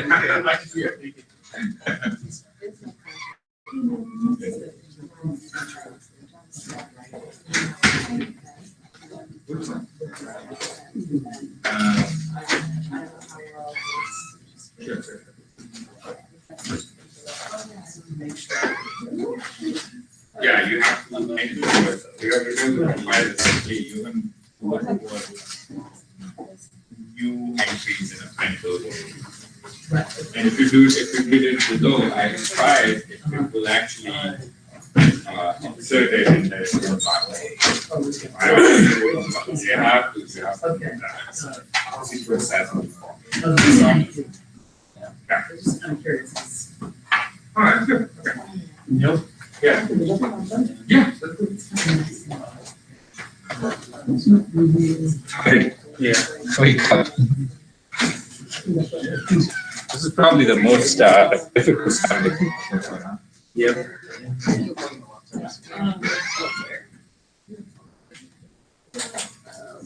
Shit.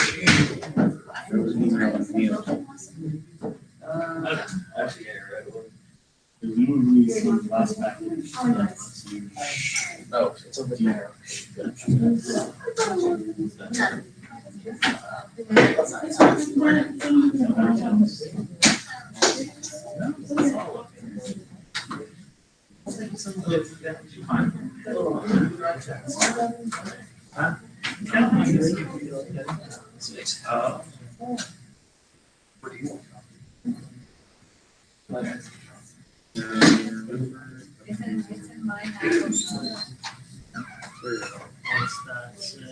So Cubic, Neil's helping me on and sending him positions that I'm gonna apply. I like looked them up, but now I need to remember how to get to them. Remember though, I'm an applicant help. It's under Workday.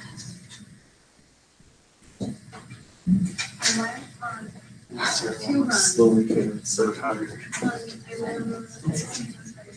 I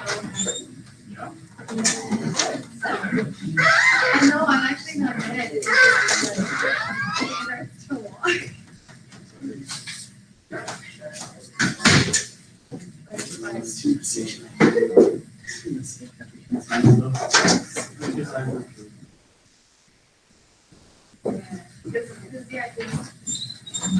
This is the same. Go back to the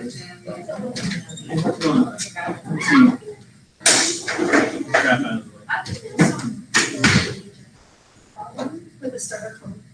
That's perfectly possible. Yeah, Probably. yeah, because, it doesn't match. Sorry about it. Basically. I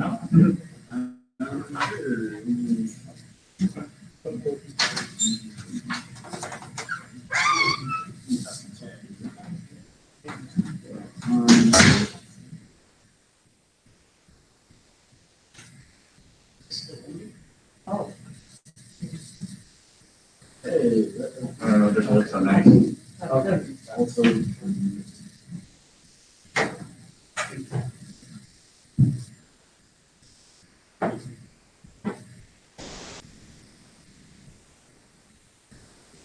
Wait, so Patrick, how does Robinhood make money? So if you. You know? It sounds like Krishna was saying, so they're slightly behind in market time. So like, price that you see is like 10 minutes ago. So when you decide like, okay, I'm gonna buy or sell, when you sell, you decide to sell at 110, and in the 10-minute difference, it went up to 112. They sell it for 112 because they sell it real time. You get it for 110, they keep 2 cents, something like that. But if I put in a bid to sell it, whatever it is, like it doesn't work the other way, right? They're just like, oh, we couldn't get it done by the time you're request process or something like that. Yeah, let's see. Apparently it's a popular question, but it's on a bench. Robin Hood is asking. I already said there was a Reddit. I didn't get into it. Where the fuck? Yeah. We need that to have this call. So you didn't make. Everyone was doing this. Trying to do, try to run, I would just explain to the Yeah. Reasonable. Yeah, and then it's all that. I ran this. This is. What's up, man? Yeah. There's no. What's this? Neil's helping me out. I'm sending him positions. I'm gonna be applying to his company. Oh, wow, okay. Yep. That's a good thing. Yeah, it is. Very kind. What happened to your father's company? Like, I mean, you said that. Simer? Yeah. So they said the Simon is guy the name of the company of your father? of what? Of my father? Oh, Genesis. Yeah, Genesis Healthcare. I'm just doing an internship right there. you're doing it right now, right? Yeah. It's how many hours do you do per week? I think last week I did like 12, so not a lot. Oh, okay, not that And much, then, right? yeah, and then before did like 18. Yeah, what about Simon? Simer, the Simon is guy, like tennis working, right? no. Simer is the company that makes, lithography machines for like Qualcomm and to make microchips. Oh, lithography machines? Yeah, Not for company, not for fat. gotcha. I think he's Yeah, the guy emailed me back and he said, he said, he recommended me for an on-site interview, and right now, so it's not guaranteed, but he said right now, Unless you want to play the big one. he recommended me, but right now they're going through a bunch of things for hiring. So there's a chance that I might not get an on-site interview. Yeah, but I think. Is I it- don't know. Yeah, who wants to play golf with us? Assuming that we. Perfect. Sounds fun, man. Yeah, we just want one more person now. Do you play golf? No, I don't think. Okay. Ted, you play 2 o'clock, right? Oh. I think we should maybe aim a little more to one to be on the safer side. times in high school? If you can, We try. yeah. I can set up a tea time at one. It's I was working from home on Fridays. So, I mean, it's not bad. It's just like, yeah, okay. Just because like, I think the course closes at 4:30. This is at 4:30? We can look it up. Yeah. On the lefty, so it's. Let me, so, I swing. That's it, for whatever reason. Fine, what do you think? That's the best baseball combo, like, Yeah, we got that left-handed. yeah, you can play it. What did you say? Yeah, I'm right-handed, but I swing right. Oh, yeah. Like with the bat. I was right-handed and I played left defender. A lot of pitchers are like that in baseball. Like they're right-handed, but they swing. The golf bag is called like that. lacrosse? That's the name of the golf, that's what I call it, golf bag. No. And that's a different sport, Yeah, right? it's sport, Yeah. I'm trying to.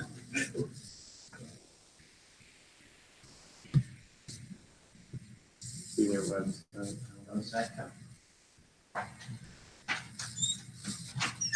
Yeah, it looks pretty fucked up.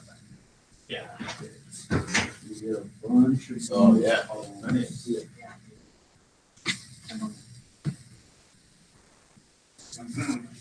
Pretty windy, man. I'm going on a night. Yeah, but that's not. It should have rained, it's still 30, yeah. Yeah. But then you guys can't even go to the golf then, right? It's not rain. That's On Friday. Oh, not today? Sunday, Friday. Some people do play. Like, No, you can't see stuff. Right? Yeah. Raining. You get. It's bad lightning too. I mean, So- big metal, If you're playing So golf, tea- you're like, I think we're good. It Yeah, says, you don't need to go. tea times go from 5 a.m. to 7 p.m. You know, if you get like the SoCal residence thing there? I don't know, if we go in the afternoon, it will be, if you're not a member of the executive board, it's $25. How much is the course that you go to? So I'm a member, but for non-members on a weekday, it's $25, and then for on a weekend, it's $35. So if I go with a member, is that better? If you go with a member to the private club, you can use it for like $100 for 18 holes. How many people can go? I don't know how many guests can come to the private club. The executive course, even though I'm a member, I don't get a discount for anyone else. I don't get any guest discounts. So, yeah. Next activity? Yeah, this is how you gotta design who we leave. That's cool. Are you a member of any? No, I'm not. No. Yeah, I don't play enough. Yeah. Just, yeah. You play any sports, Neil? Yeah, Which one? soccer mostly. Soccer? Soccer kind of guy.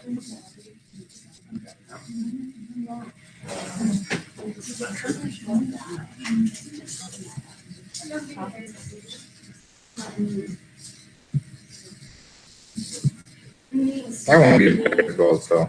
Same. I was talking to Will, I would like to, Chris, I would like to do a golf lesson. Yeah, absolutely, yeah. I don't know. You wanna go to Groupon and check it out? Sure. Maybe. I was gonna do one at like Lomas. So I'm thinking of getting a personal trainer for golf, maybe once I'm done with this and share it with, I have another friend who's willing to. I think the lessons really help. Very much. I took like 4 and it made everything a lot better. How much do you swing on a standard course? Oh, standard like Well, 1 out of 5 I'm good. That's not bad. That's pretty. But if you rank, depending on the course, it's how many balls you hit in the water or lose. I hear you. That's It's like fine. counting, like, for a grade, oh, okay. everything's like not counting, like, you're like, I give myself letters. Yeah, we're good. I used to do like, I just score it regular, because then you know, really know, right? Like, how, yeah. Because we used to do like, double the par. Yeah. No, All right, mark that 11. No, anything's a hurt, right? You're right on 12, and like, we lost 12.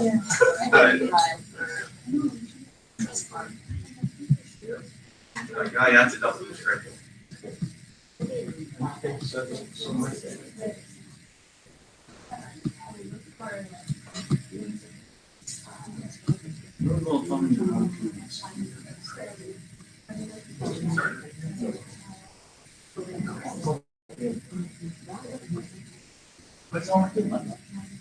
No, it's Saturday. Next Saturday, yeah, you have plenty of time. The whole thing, yeah. Oh, here we go. Yeah. And Neil, if you come golfing with us, you can help us with the homework at the same time. We'll talk to you about anything like, Yeah, it's such a fun. we work like every my laptop. You can make it up to that. Okay, I'm not right. I will. I think we just. Yeah. I can't get people to find for that. Unfortunately, no. I would love to. I could go this Friday. I could go on 15th. On 15th. Sundays are better. I'd be down to go, yeah. See how it works out. And then we schedule again. Yeah.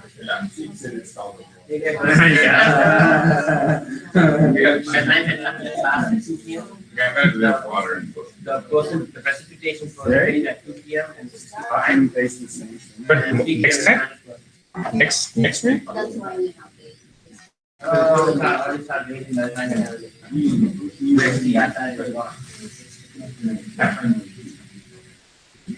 That's it. I'm not kidding. I just want to throw that out there. Nor am I, dude. Okay. So I feel like we're. Yeah. The thing is, like, you don't want to play with someone who is either like super true about the rules and they suck, or just gets really frustrated and bad shots. My opinion is pretty fair.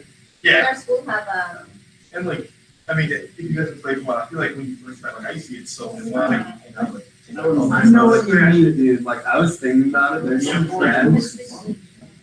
There's some friends like who don't have golf, but I was thinking about their learning curve would be so brutal.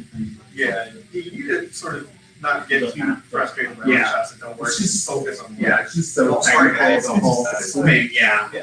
Yeah, that's the thing. Like, I felt like I was thinking about one thing, I know. and then the way that you do, like, if you do it, it's like, it feels like, like I was playing baseball, you just see the ball and you think about hitting it, and you're not thinking about, is my arm like, you know. Straight, Yeah. yeah. Yeah. I don't know. I always do like before hitting it. Doesn't take too long. I'm giving you a warning. I do like 2 practice swings to make sure I memorize it. But it's not quite like second nature, you know what I mean? Right. No, I meant you said, like, you like take practice on if the one feels like good, and then you kind of. I only take 2 and I just like make sure I have the motion down and like the eye contact and where my head is located. So I'm like, okay, good. Are you an intermediate ball? I don't know. I can hold my own. I can hold my own. Basically. That's small. I just get frustrated, like, I just have a perfect practice swing. Yeah. I know, it's like. Wasted all mine on the practice swing. I know, that's what my friend was saying who I go golf with. He's like, I stopped because it's like, yeah, I wasted the money. I don't know. You actually very golf, dude, for sure. But Like, I don't like you don't wait, like for who's furthest back, just hitting ready, right? with my friends, we don't. Oh. We go pretty quick. Like, Yeah, we started at 11 and we ended at like 1:30, 2 o'clock for executive sports. Like, you don't And want then there's like one hole. There was someone who he took a while to get ready, so I skipped it. that's the nice thing. It's just sometimes people, they don't play very well, and they pretend like they're on the PGA Tour, and so they're like on the green, and they're like, like waiting for like each different person to go, and it's just like.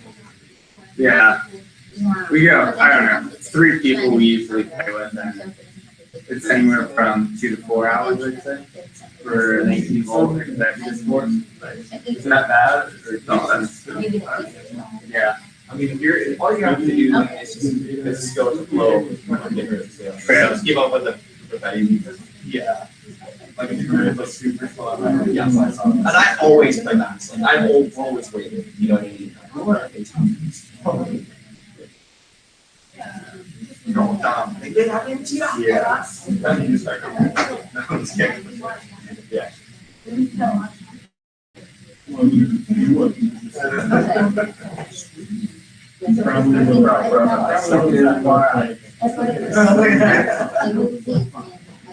Never had it. Scared.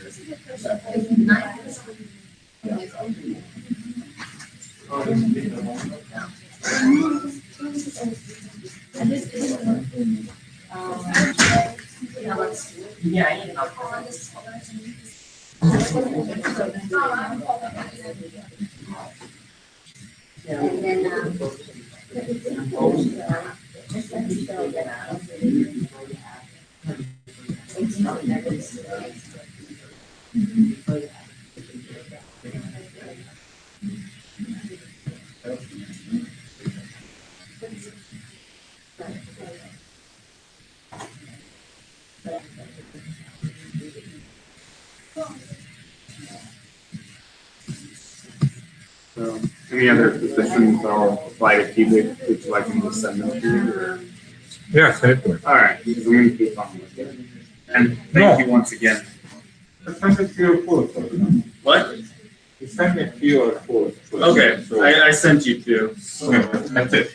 I'll see. Okay. Perfect. I'll check with those guys. Sounds good.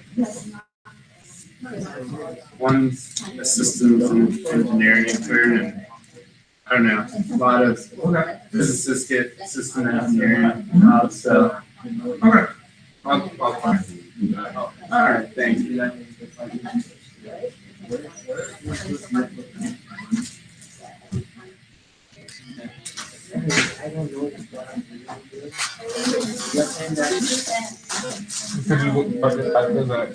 Colorado State. Colorado State. Yeah.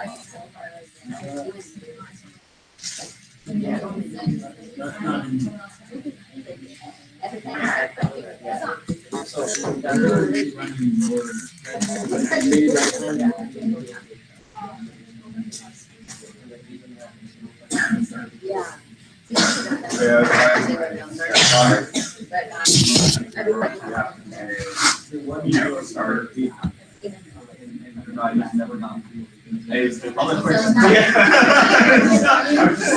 just realized Lomas was giving me Lomas and Bay first thing for Monty case $7 You think about that. Like, yeah, like I was thinking about it, so you get a restaurant for free. Yeah, for free. You get a free drive and you can use 18 floors, 7 time, 9 homes for free. And then you get to use the executive floors as well with that. Granted, you pay yeah, for your family. For my family, yeah. It is like, I had no idea, like. How about jobs that they pay? I don't know, too much. Granted, you have to put in like. Really? Yeah. I mean, there's like a start a con, right? Then they have to interview you. You have to be like good, like some sort of like. Just yeah. I think like now, like you're rotating, and like that the dream is like if you retire and you're playing like 5 days a week. Yeah. That sounds. I wonder what your advice is for just a single person. Not true. Because like I like all the time, right? Especially like it's gotta be where you do it.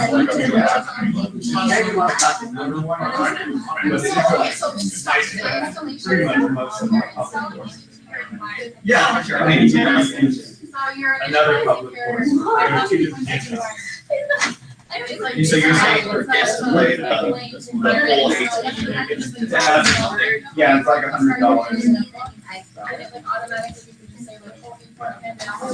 Yeah. I'm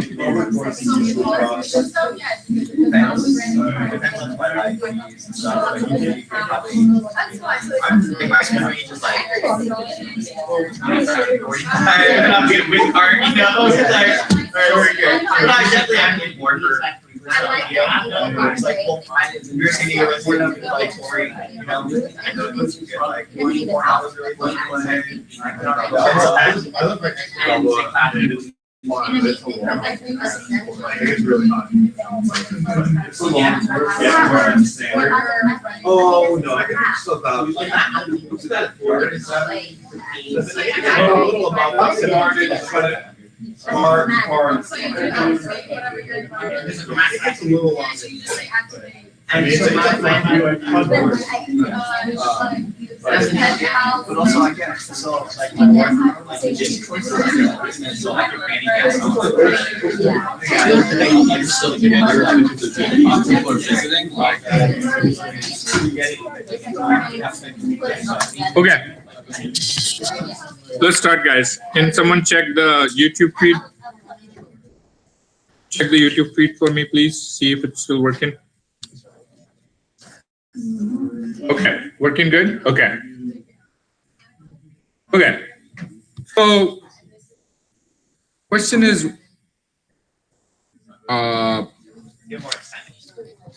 why are we doing this, right? I mean, this is a good website to look at, right? So, do you want to just wait till? Thank you, man.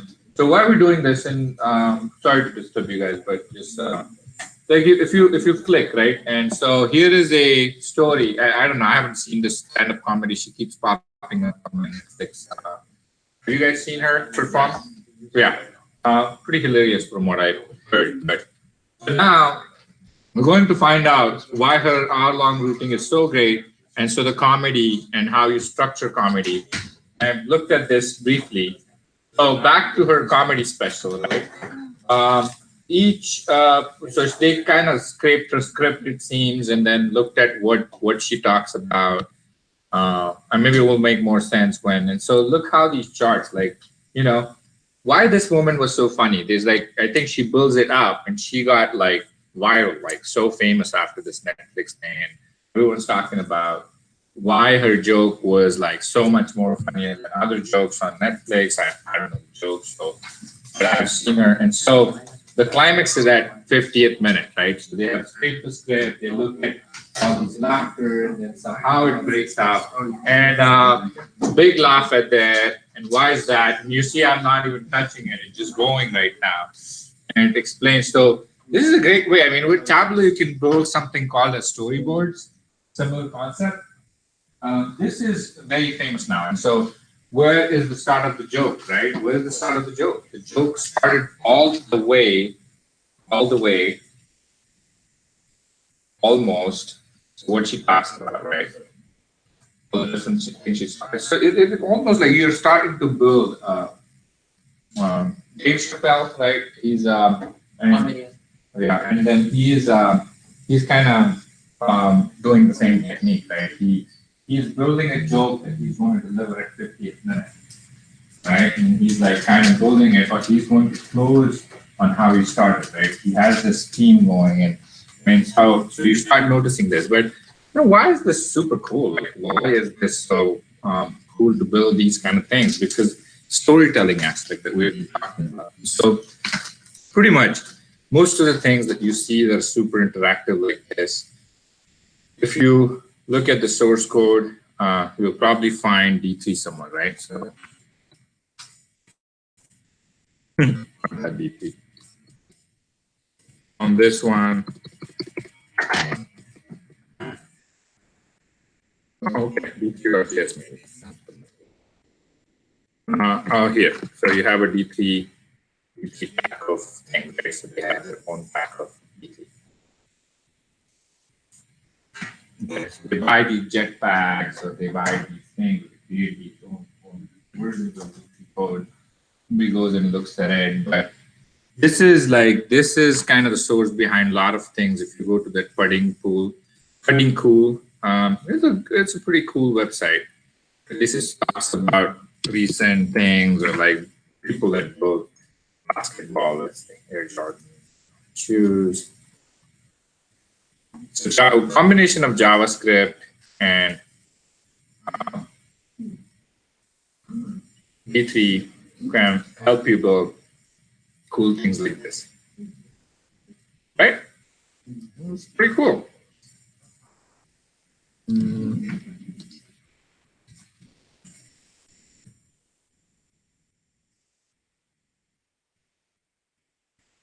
This one, maybe use something else.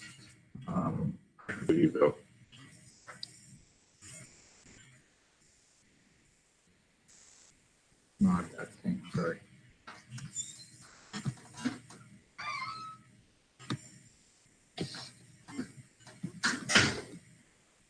They also are using their own shit that they create from this thing. But still, again, rendering from D3. Some of the other JavaScript that they've written, footer and header, maybe they have a specific footer with things in it and so on and so forth. So just like visiting these kind of websites, I mean, we'll be only scrapping. And then there are other JavaScripts. I don't know what they're doing, but they're doing something. What people do is they take all the JavaScripts from different places. So we'll get inspired from Pudding.cool or a website like this. This is what, I mean, Tableau, you can build storyboards too. Probably not as cool as that, but it has a lot of limitations. It doesn't like render the video behind it and then things like that. You have to do a lot of manipulations, a lot of functions. But in that big script that we don't even use right now, but we could if you wanted to. The other thing that I've found out is a lot of these developers are very responsive on their emails. So like if you get curious and if you just want to make friends with them and send them questions or something cool that you do and have it added. I mean, you can add on the GitHub and you can request for your changes to be uploaded, but more than that, I don't know if you guys are going to go to that deeper level. So get back here and, the idea of scale vector graphics, SVG, is something that we're going to introduce today in some capacity. But before we go there, I want you guys to get warmed up a little bit and excited about maybe doing this. And so for the next exercise, the D3 table exercise is basically getting this. I'm going to actually skip this because we have done similar exercise somewhere else. If you remember the strip table exercise that we did, I think last week or so when we had some introduction to D3. You guys can pretty much look at this code later, and then I'm sure you will be able to figure it out. But I do want to complete here.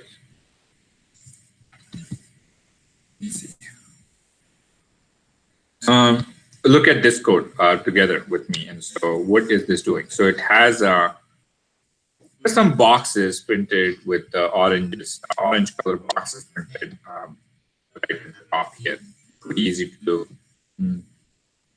You have the D3 file from where you have your different style file. You can do style.js in a separate file too if you want that, which is in this HTML.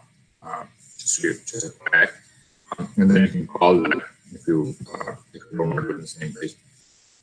But let's look at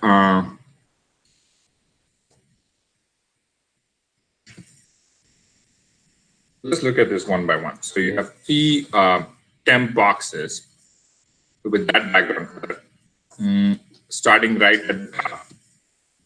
And I call that. So I open this, and here it's excuse me, console global here, and I'm going to run this demo JS. So I have these variables, these system temperatures, right? And I'm going to return these temperatures here. So yeah. Now what happened is it took the sizes from these numbers, and now you're scaling these for these numbers, right? So 76 makes sense, 59 and 59. So these two are 59, 59. This is 76. What is that 76? Is it the diagonal length? Width of the, so let's go there, right? So what we are doing is we're manipulating something called as height. What was that? You said wait, so you just. My computer's dying. Not width. Let's say width. Typo in yours. Possible. That's the width. We're eliminating the manipulating the. Sorry. Clearly can't think where this is and at the same time. You can tell when my mind goes tomorrow. Yeah. Oh, can I zoom in a little bit? Maybe I can.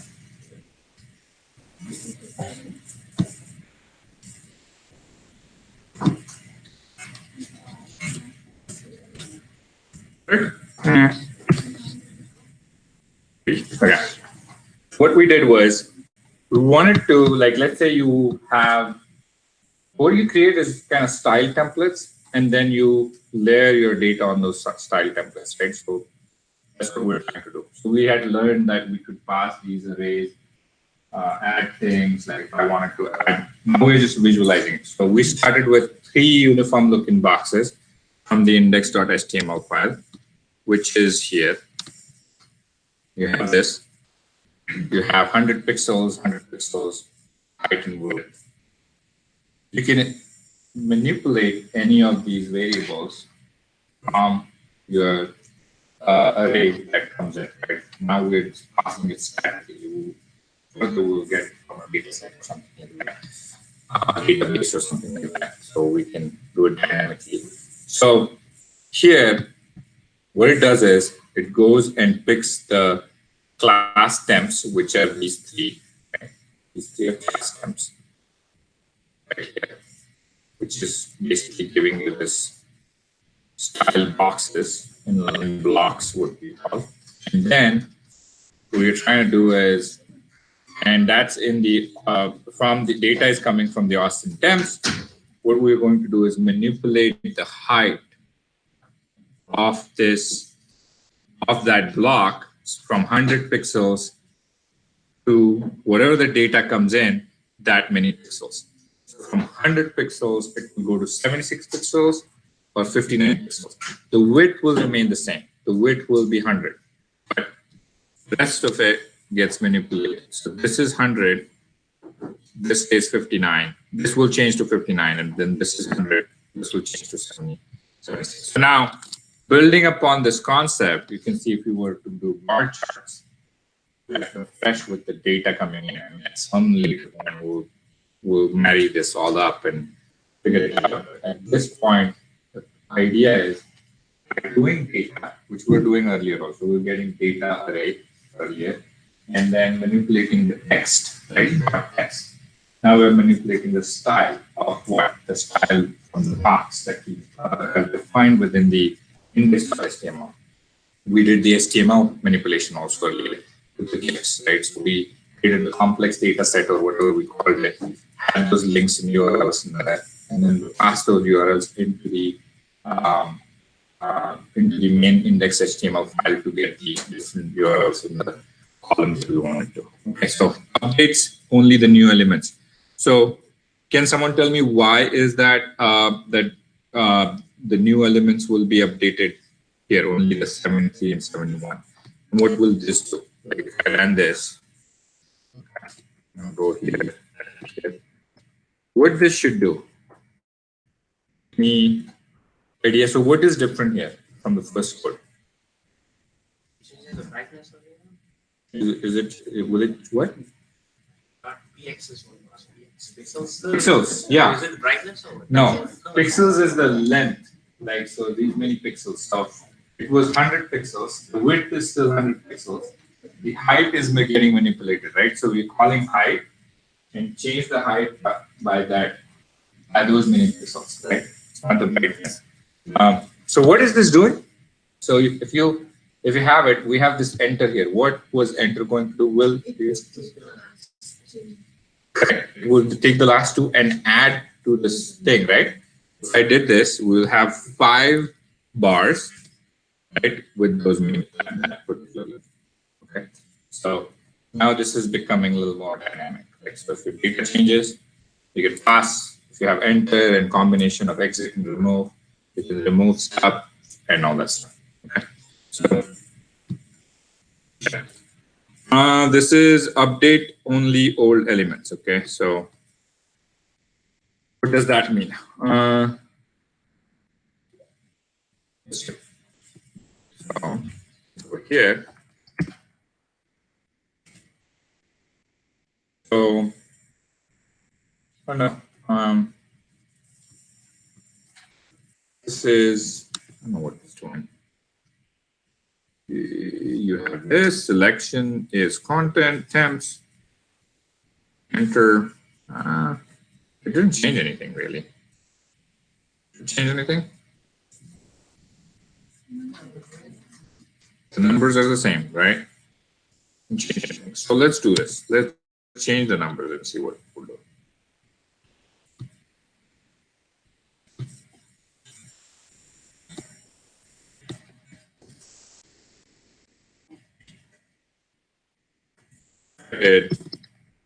It 5, 29, 39.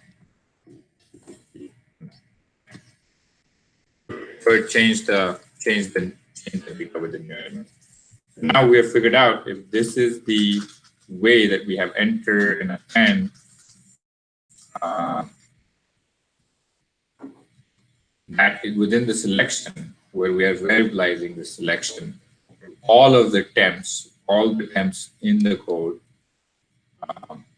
then whatever data you pass, it's going to reflect it. I mean, that's obvious. Like if you have 5 elements, if you have more elements, let's say if I wanted to, let's say if I had added more elements, I don't know if you want,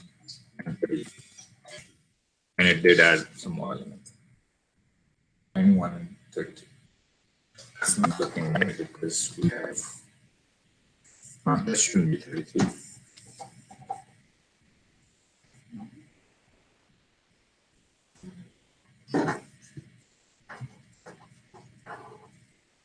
That's interesting. Should be 33.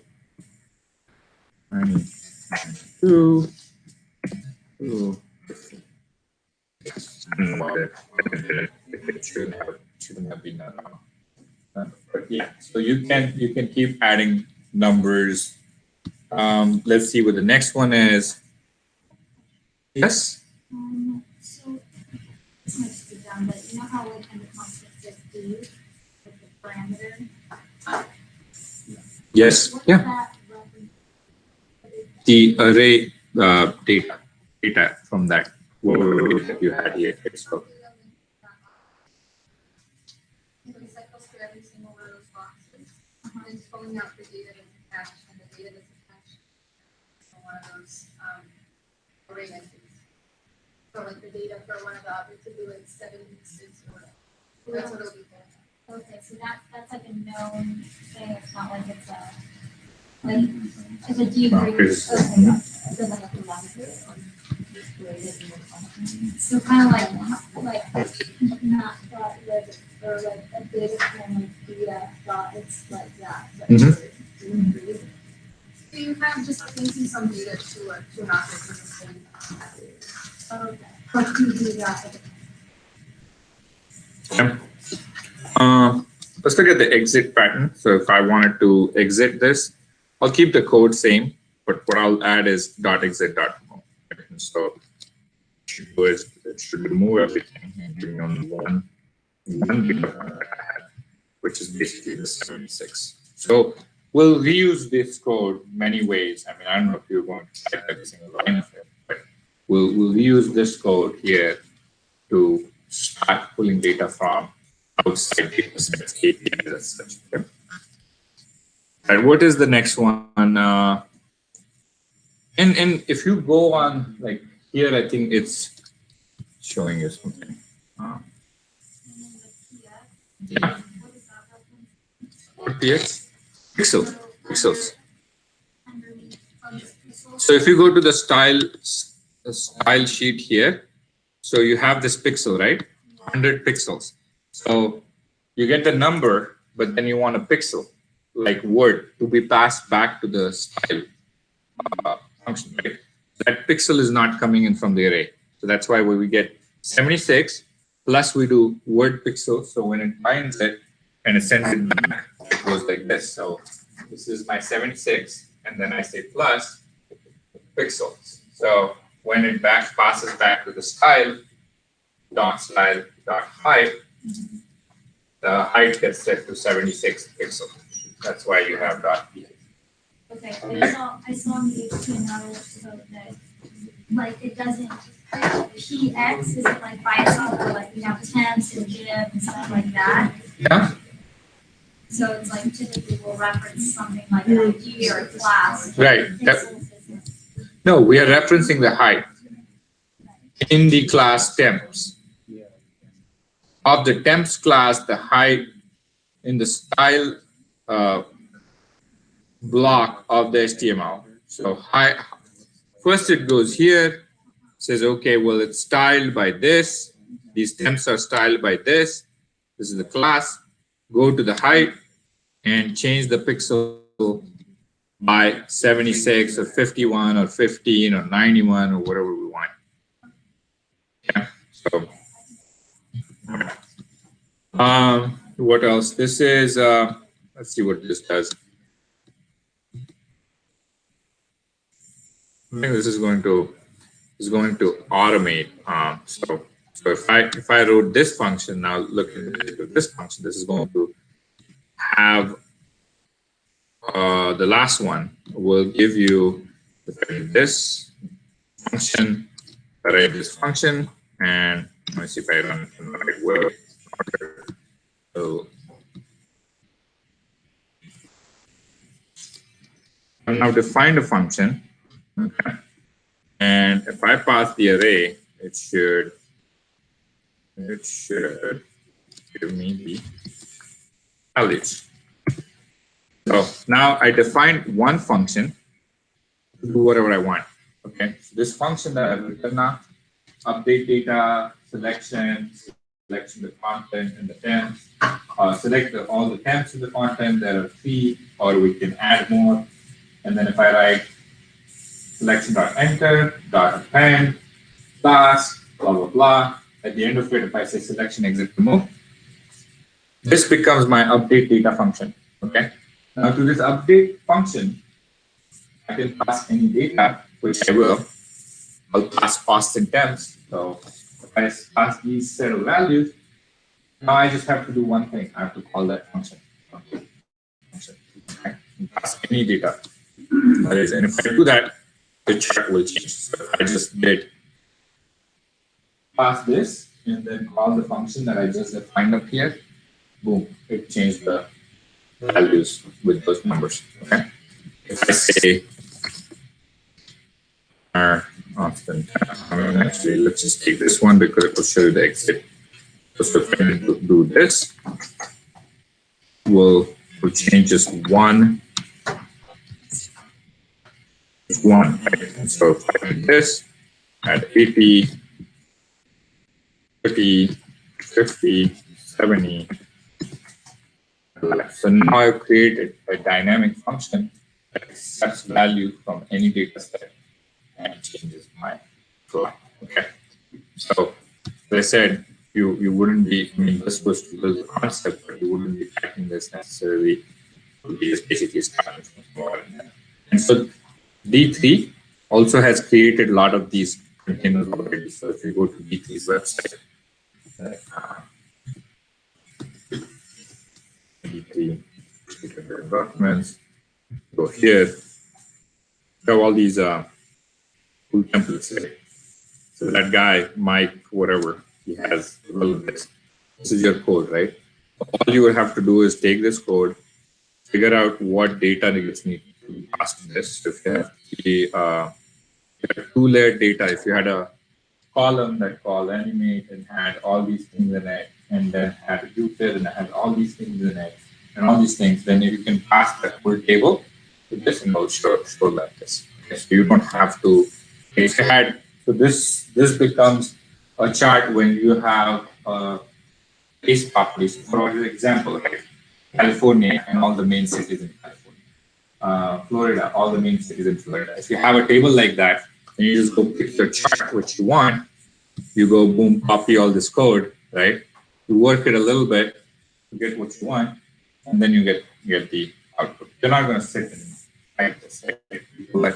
People are already writing this for you, and so you just have to know what are the variables I'm playing with, and same concept applies in Tableau. When you pick any chart or any other visualization, you need to know how many variables are you playing against, right?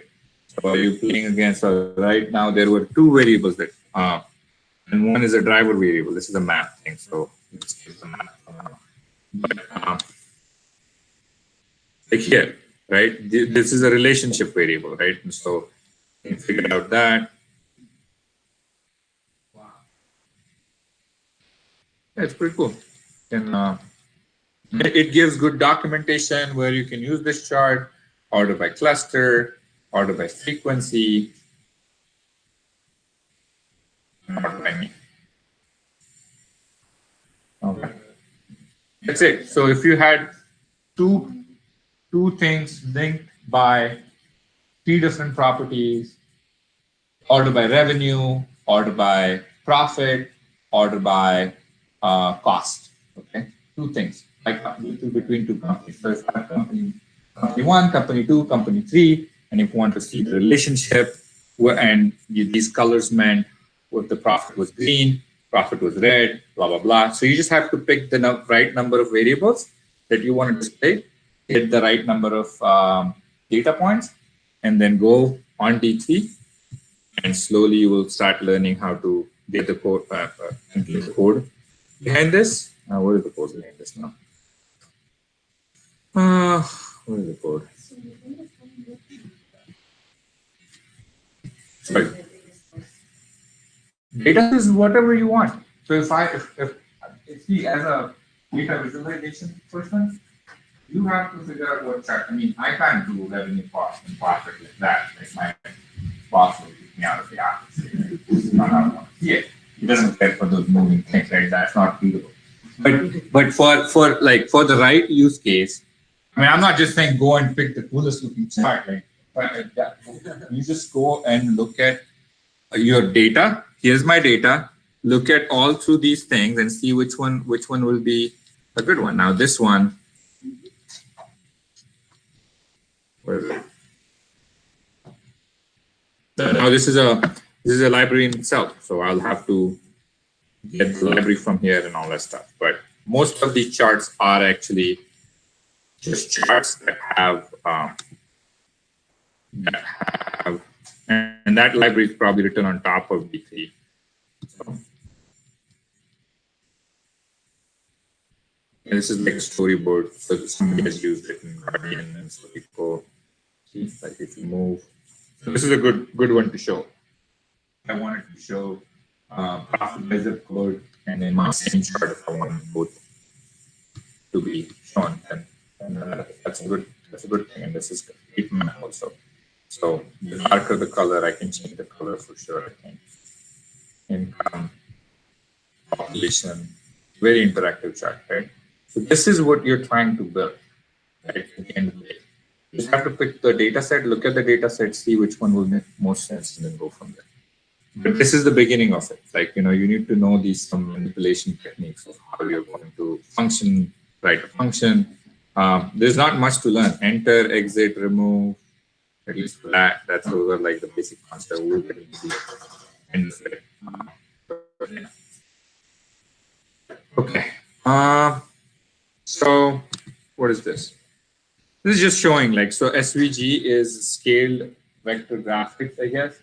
So you have to give width and height, which will decide the shape of the total vector. Then you have XY coordinates. You have width of rectangle, height of the rectangle. So it's going to be like a square. Fill it with green. This is a circle with radius 25, diameter 50. So if I were to visualize this page, you have this is not working really. You have a green. I got both, but so you have a green rectangle, which is actually a square, 50 by 50. This is 50. This is 50. And then you have a circle right beneath it, which is 25 radius, so which is again 50, 25, 25. So these will be the same thing. And then there is a line.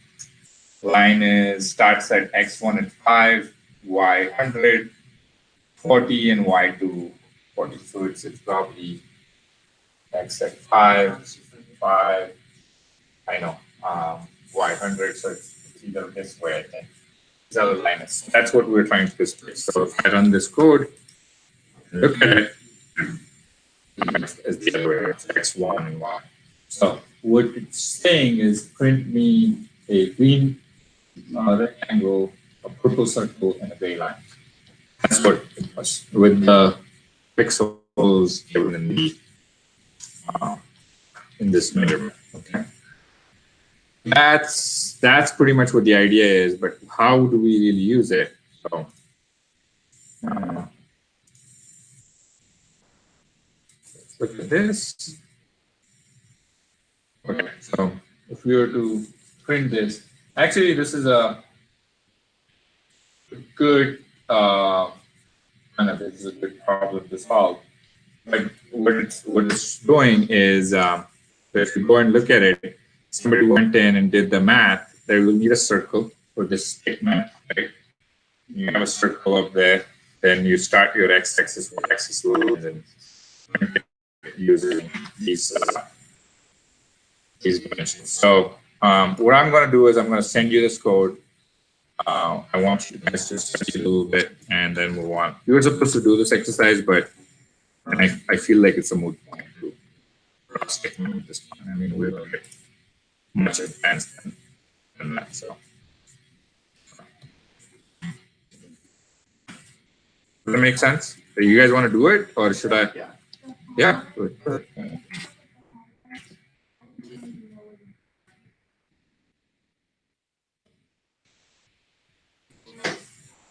Okay, let me come and start. So try doing this. The solution is there, but you can draw your own side statement and change the size.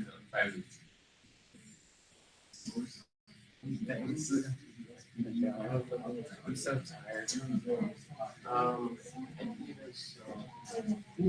You want to do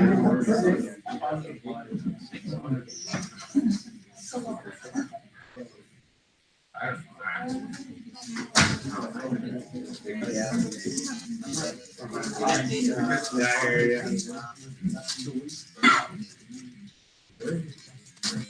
know. What job? I'm supposed to make a job. It doesn't have a job description now. What is that? The stick man, SFG stick man.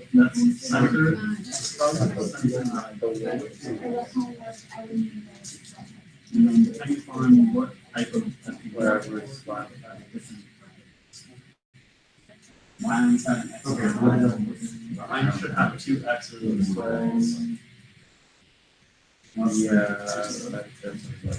Okay, yeah, play with that skip and figure and see the background somehow that you got.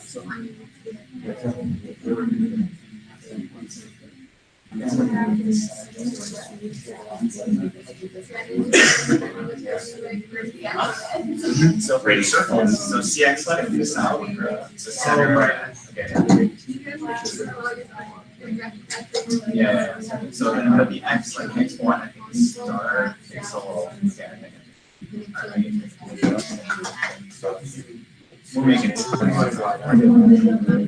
Yeah, rectangle. Oh, yeah, we're right.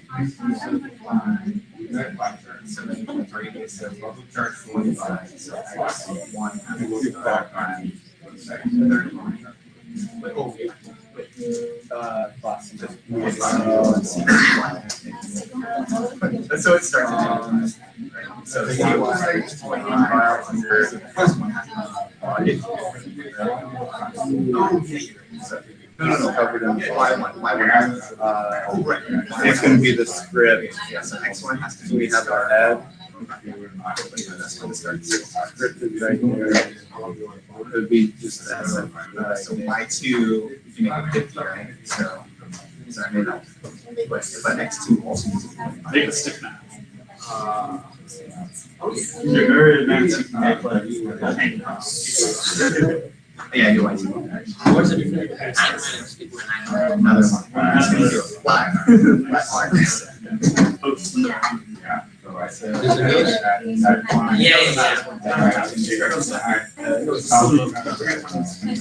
little lower. What's the whole thing? The explanation point.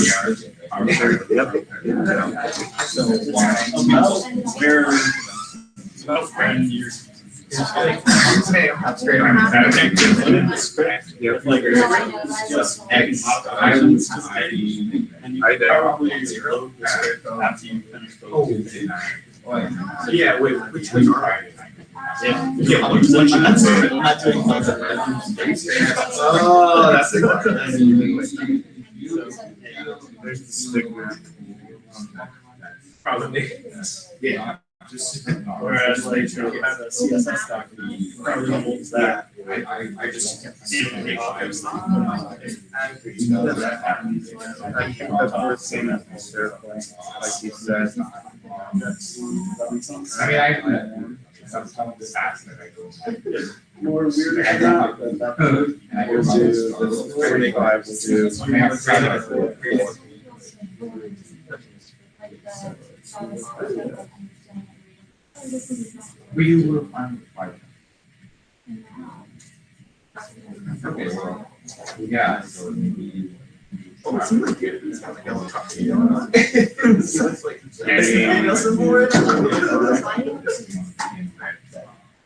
Fly along for, oh, is this thing like 45 degrees? Yeah. I want to do 6 hours. I'm not serious. He might be in it for. More perspective, positive, we do enjoy it.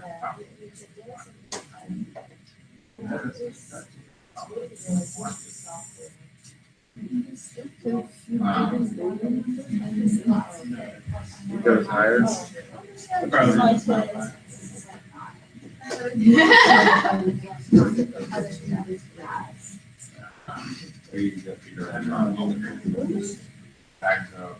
Probably good.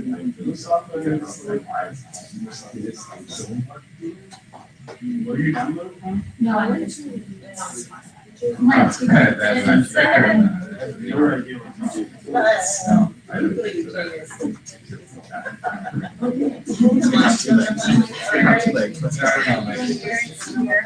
What's up? Let's go. You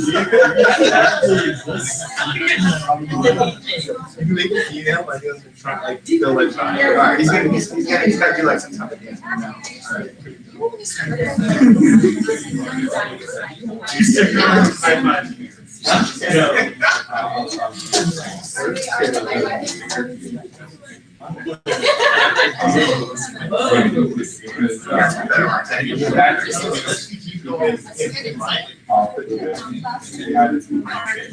Like, you made it too young.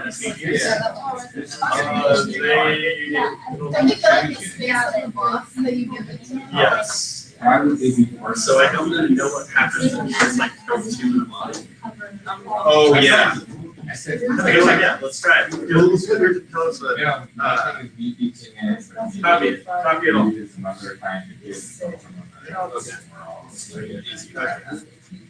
Copy the entire thing and do it again. So it's different stuff.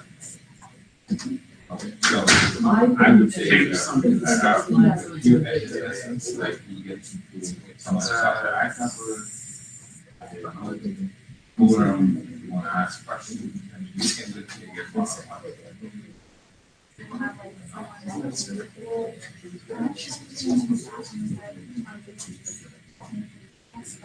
Okay, so apparently that's that, but.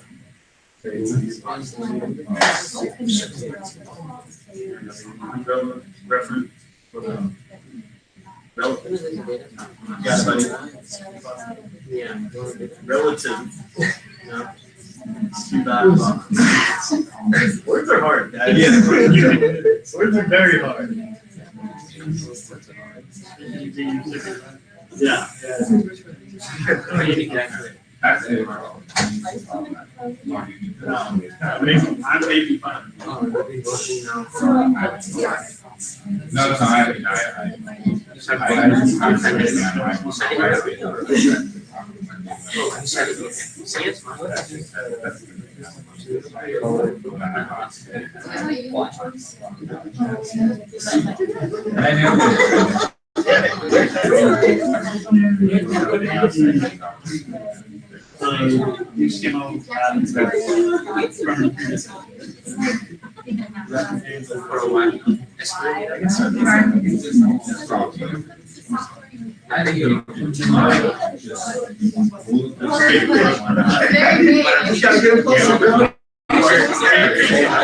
Make catching the control.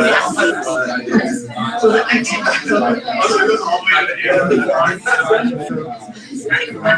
Not quick.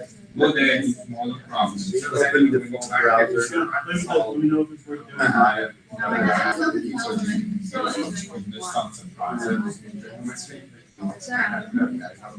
Yeah, that's what. On the website, yes. Never known that. Never seen it.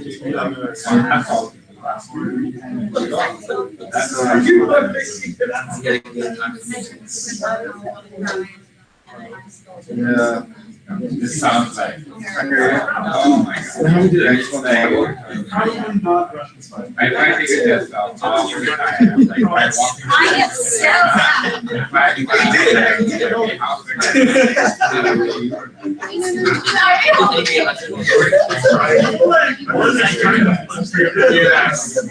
This guy's probably. I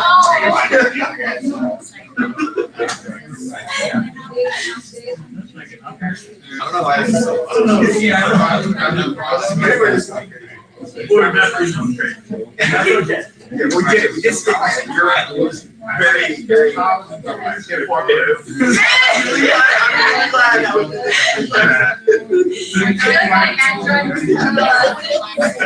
Just turn the one. I worked in the secret press.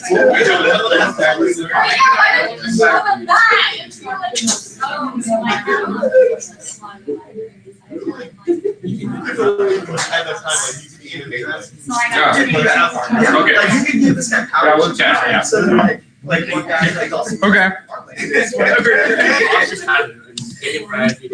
Okay. Anybody? Oh, yeah. I don't even know what. Very good. Very good. Okay. Okay. So.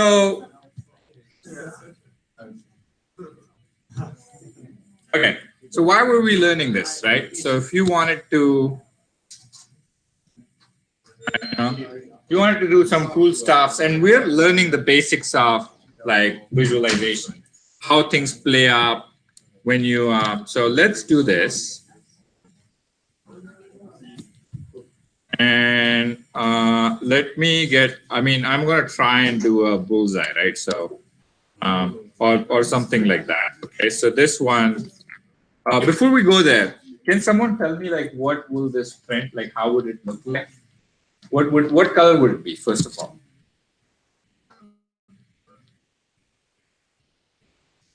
What color would it be? What shape would it be? It will be a circle, that's right. What color? Gray.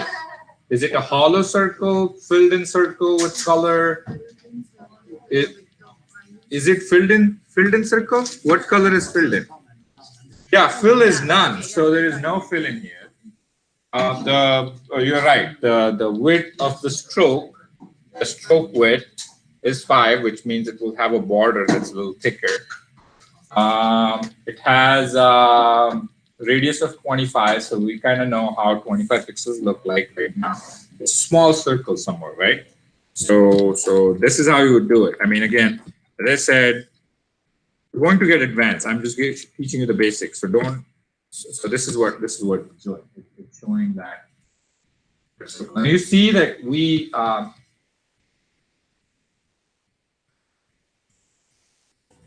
Center of the circle is 50, so let me do this. Okay. I'm going to change that a little. Really move. So it's chopping off that 5 thickness at the top. Okay. CY, yeah, CY.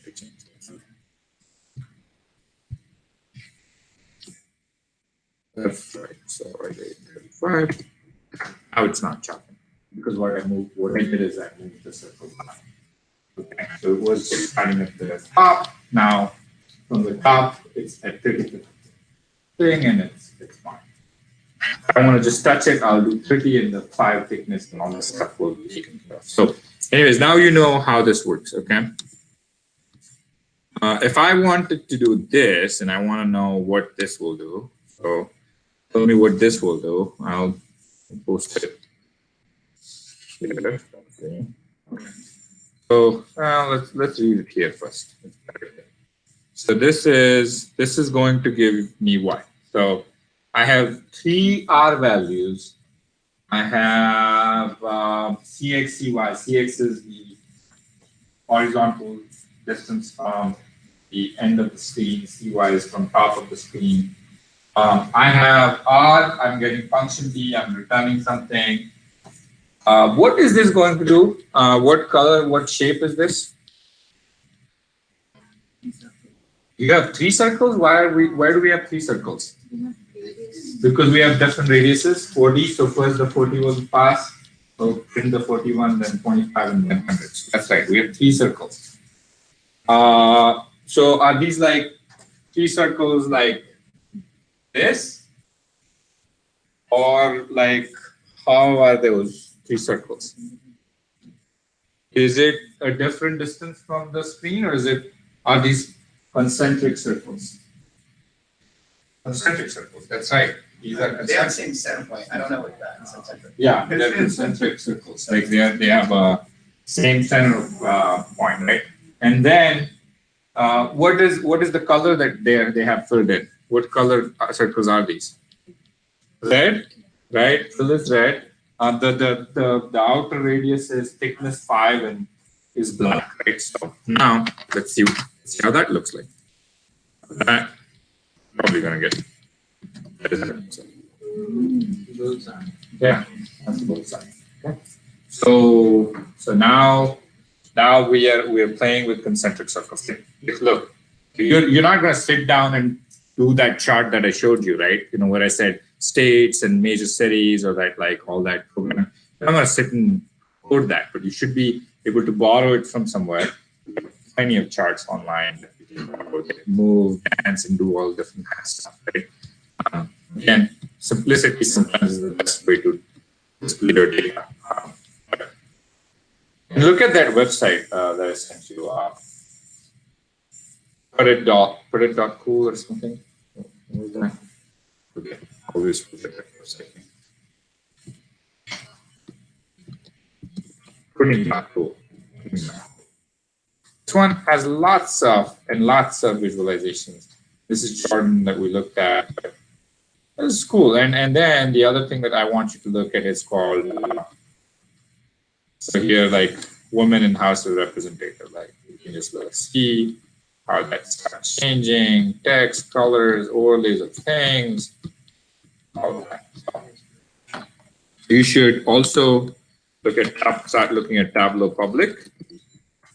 Tableau Public is where people just like have publish their galleries and stuff and authors, and you should probably go featured authors and and look at if she has a dashboard. And so in Tableau you can build things like this. Right? Where the next comes on. And yeah, you should look at things for this infographic at CSGO. And the cool stuff is if you have your Tableau license ready, you can download this and open it in your Tableau thing, and then you can look how she is built it. Okay. Don't rush too ahead, but this is something that you can start doing tomorrow if you're Tableau. Right now. Okay. Okay, so that was the bullseye that we built. Now, what I want you guys to do is to go and do this one. Data rectangles, right? So what we need to do here, instructions are here, and I'll show you the final output. So sometimes instructions in a picture is 1,000 words. So actually, I don't know if I have shown you how to change the colors. Let me just walk you through that. You have this. What you will end up doing is this HTML. I don't know if they've already probably given you the HTML. They've given you the HTML. All you gotta do is change it. In this app.js, you will have this books read this year, whatever, 15 XYZ. You have this SVG area selection. This is an ID. This ID is on your index HTML, SVG ID. Okay. You're specifying the height and width of the SVG area. Okay, so this is just that. And then you have this rectangle bar that's getting this value 15 and 15 the value to 30. The bar will be longer. And then the height of this bar is decided by this value that is coming up from here. And that's it. Your attribute XY is just very close to it. What is changing that color is the style.css. So CSS. CSS file, style file is giving it, it's filled with purple, but when you hover, it's going to change it. Okay, so you have that. Actually, you have, so don't worry about it. Index has already taken care of the style CSS. All you got to do is just get the book this year, get the SVG elements, append rectangle, use the proper class. You don't have to use it really, but then get the data, and then why don't you try it and see how it looks. By the way, what it's going to do, since 15 pixels will be too small, we're multiplying it with 10, right? So that's why you see 150. Okay, it's a longer pixel size. If it's 100, then look what happened. If it's 100, then the bar will be really, really long. Okay. So we'll just try it for the next 10 minutes. Let's start again at 120. Okay.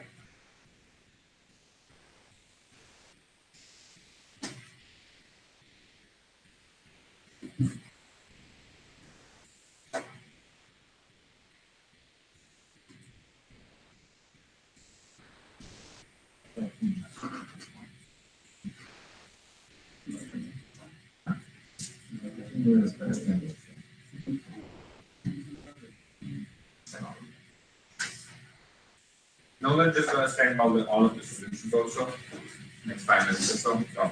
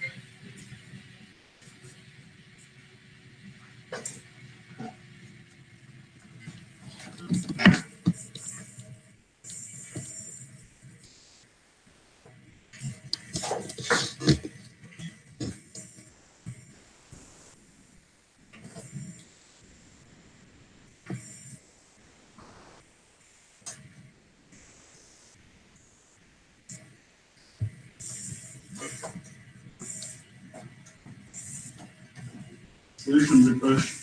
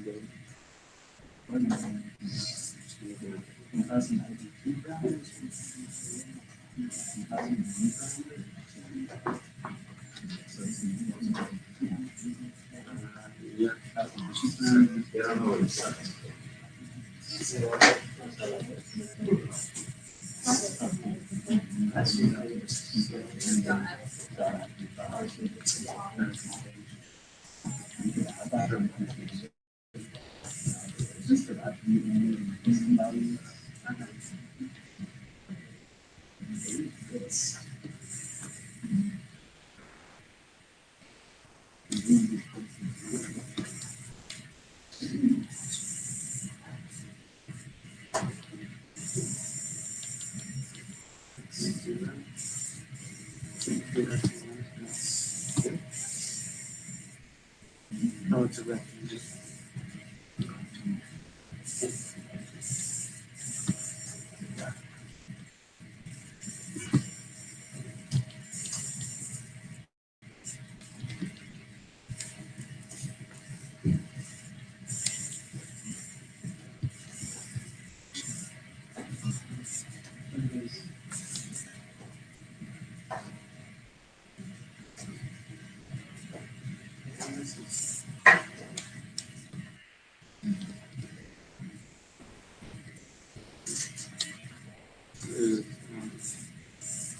It's non-routine.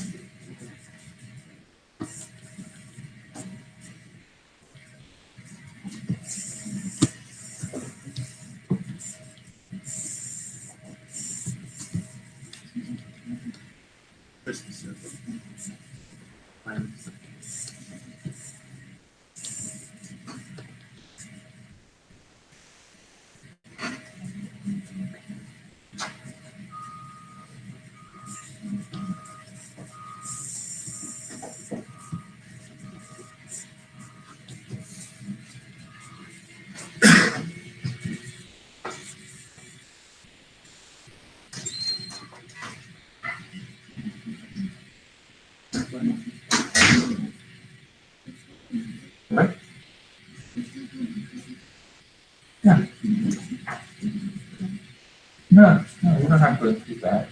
You just look at how you can get that. Yeah.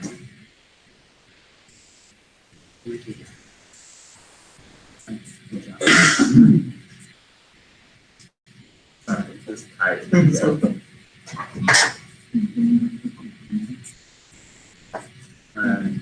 200.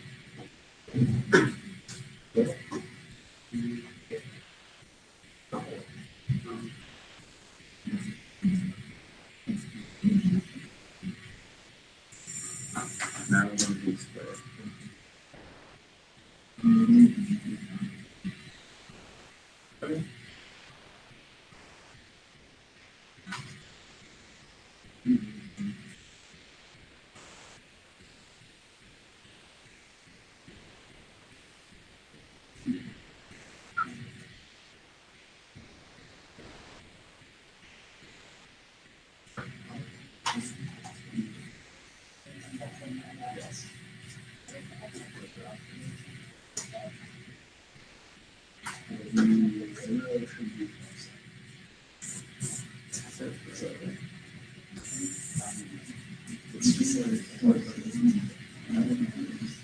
Let's make it solid. I'm just curious.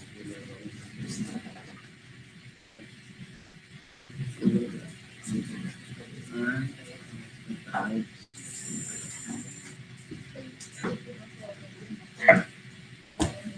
We done? Everybody getting a. Sorry.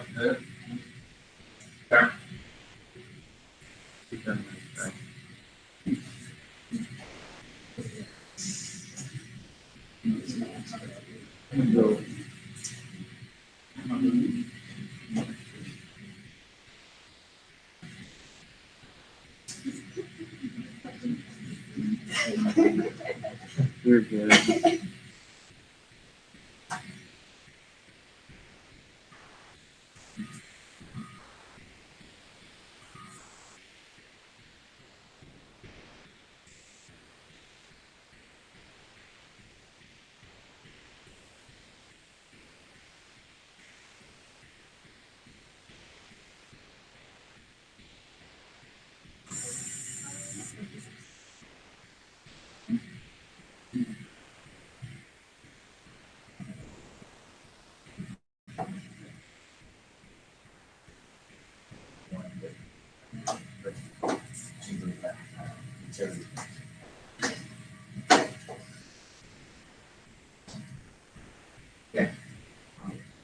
See, some people have it already. You have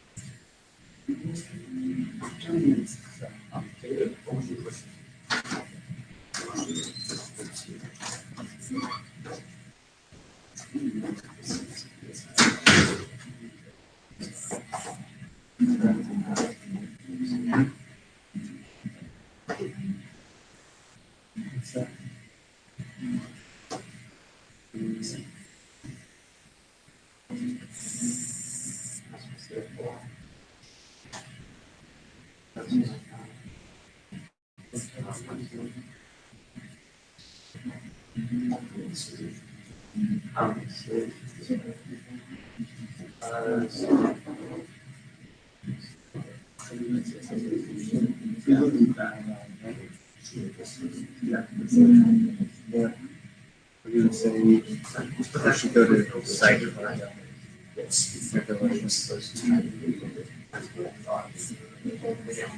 Interesting. You didn't see this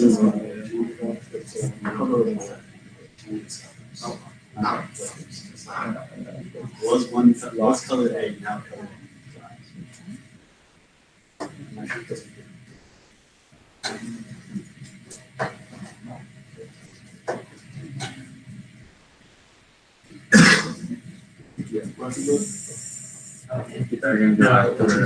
It's right. It's purple. I was just looking at the code and seeing. Oh, this kind of I was going to say CSS. I didn't know CSS. Okay, so you have the chart ready. So some of you have two charts. So, let's go to the next next exercise. Is so we did that. That was chart.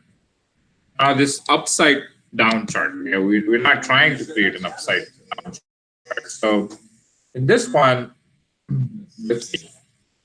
So you want to create a chart, right? I want you to look at it, and I'm going to walk you through the code so you get the concept. You have multiple data sets here, right? So you have, in this one, you have 4 books read this year, 17, 23, 20, and 34. So there are 4. First, you have to get this SVG wrapper. You get a vertical bar chart. Don't worry about the bonus, but if you finish it up in next 10, 15 minutes, you can go for the bonus, which is creating horizontal bar charts, and it will tell you how. It's not difficult at all. It's just simple code change. And so these are your data points. We're going to set the SVG height and weight, which is basically the container that you are going to put these charts in. You have that, and then B3 select, you get the wrapper, you get the ID SVG area, which is in your index.html file. SVG ID, that's where the div is going to, fit in. The height comes from here, the width comes from weight. So that's just the wrapper for the SVG element. Here's a vertical bar chart, right? So vertical bar chart, you still go do the same old technique. You get the data from the array, enter, append. If you change the data, then that adds more values. Class bar chart width, 50. Height is going to be the function of the data. into 10, right? So length pixels look visible. Now this is what you do to place 4 values next to each other. How I attribute x is the distance from the left of the screen. If you use the function of the index, right? So because this array has data values and indexes, right? So you take the index value 0, 1 to 3. So the first one will be placed at the 0th 1. So you're multiplying here index with 60. So in other words, we're saying at every 60th x distance, place a bar chart. Okay, so every 60th. And why 60? Because the width is 50, so there will be 10 pixel separation between the bars. Okay, is that clear? Is that point clear? Okay, so that's that. If you want to do the height, that's another thing, right? And then you can look into it. There is a code there also, but try to write this part on your own. Okay, for next, I would say another 10 minutes. So we'll go up to 135. If you need help, solution files are posted. But conceptually, you should understand. For those who still need help, we can walk through the code again once we're done. But get some typing practice, and so you know how these things work. So for another 10 minutes, maybe until 135, maybe 15, 140. Get multiple.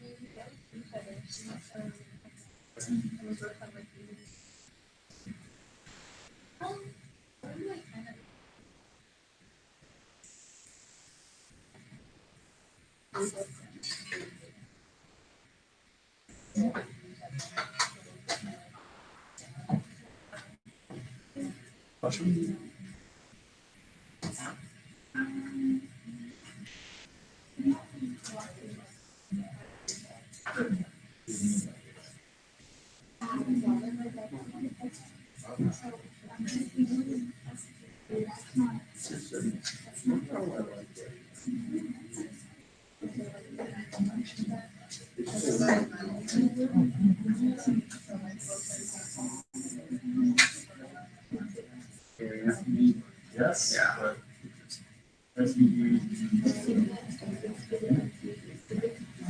Pretty much everything.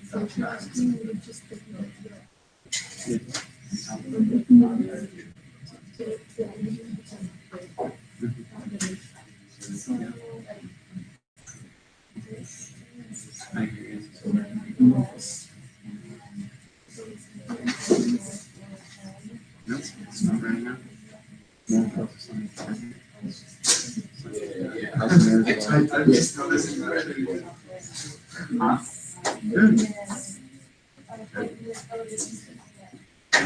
It's fine. I wouldn't change that because but it is very From my stepfather's mother, and then from my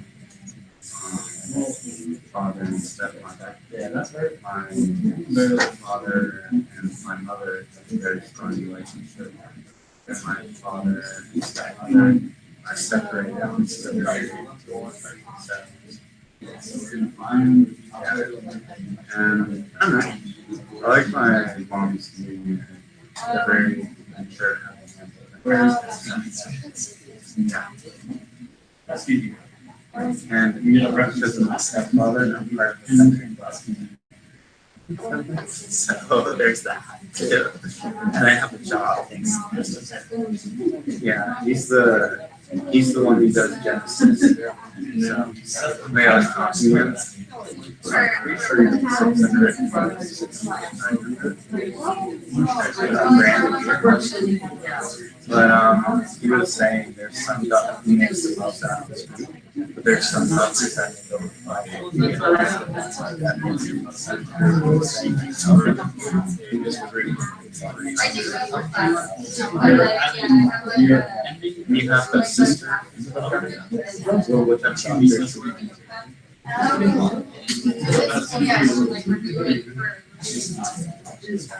don't know if it makes a difference, but Sarah, you were all that.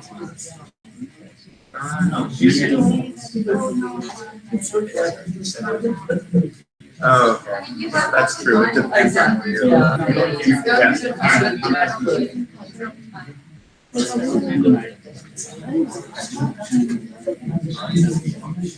That's nice. Yeah. Kaiser. Yeah, I was.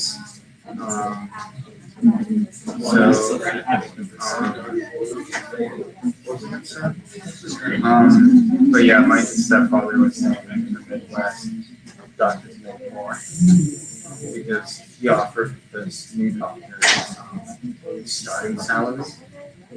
Starting, it's 300 grand. But he was saying if you went to the Midwest, you would get offered the 500 grand. And then my mom said, yeah, we would make me over $1 million.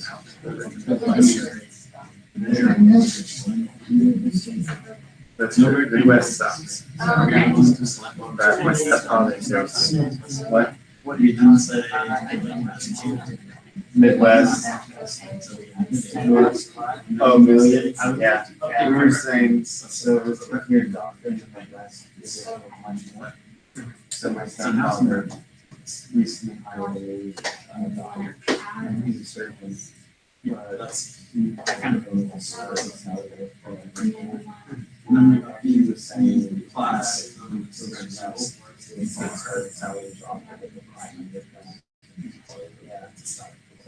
with that being said, it's good to know this worth the school to get all of that.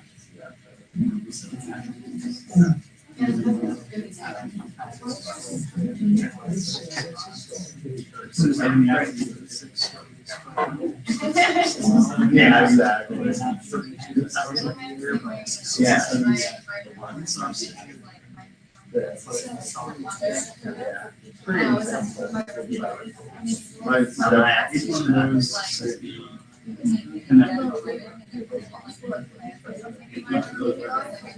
True.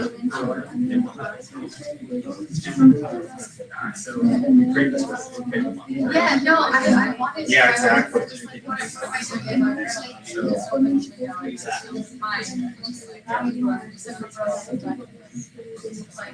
Yeah.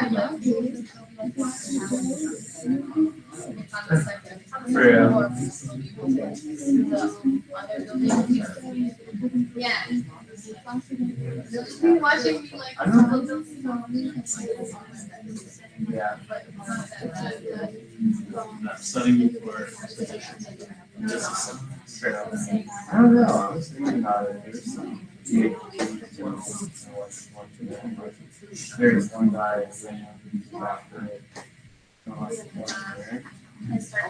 and he switched companies and he's 75 now and he's still going. So, like, I was reading about people who started there's certain people, and even guys first of all, I'm like, they're still doing the work. What I've heard.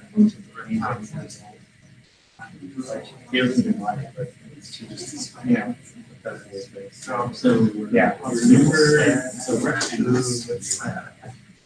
don't know, I feel like there's some people who like that have a job. And I feel like some like yeah.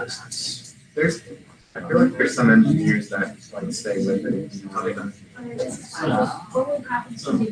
Like the one guy I know, he's still learning, remove it. This is what I use a lot of my books. Yeah, this is pretty cool.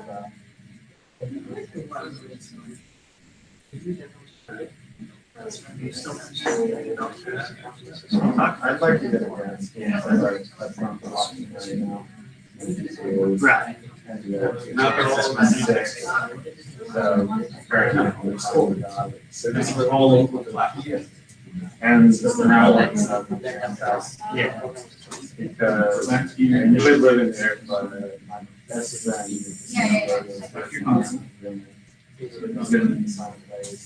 here we have and I'd like to but help living out. We'll see something. Down here is it's like that.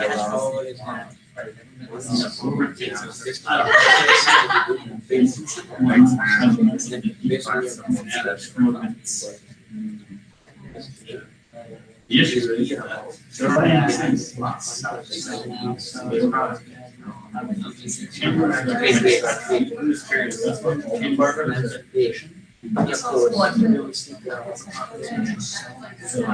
instead of all of them,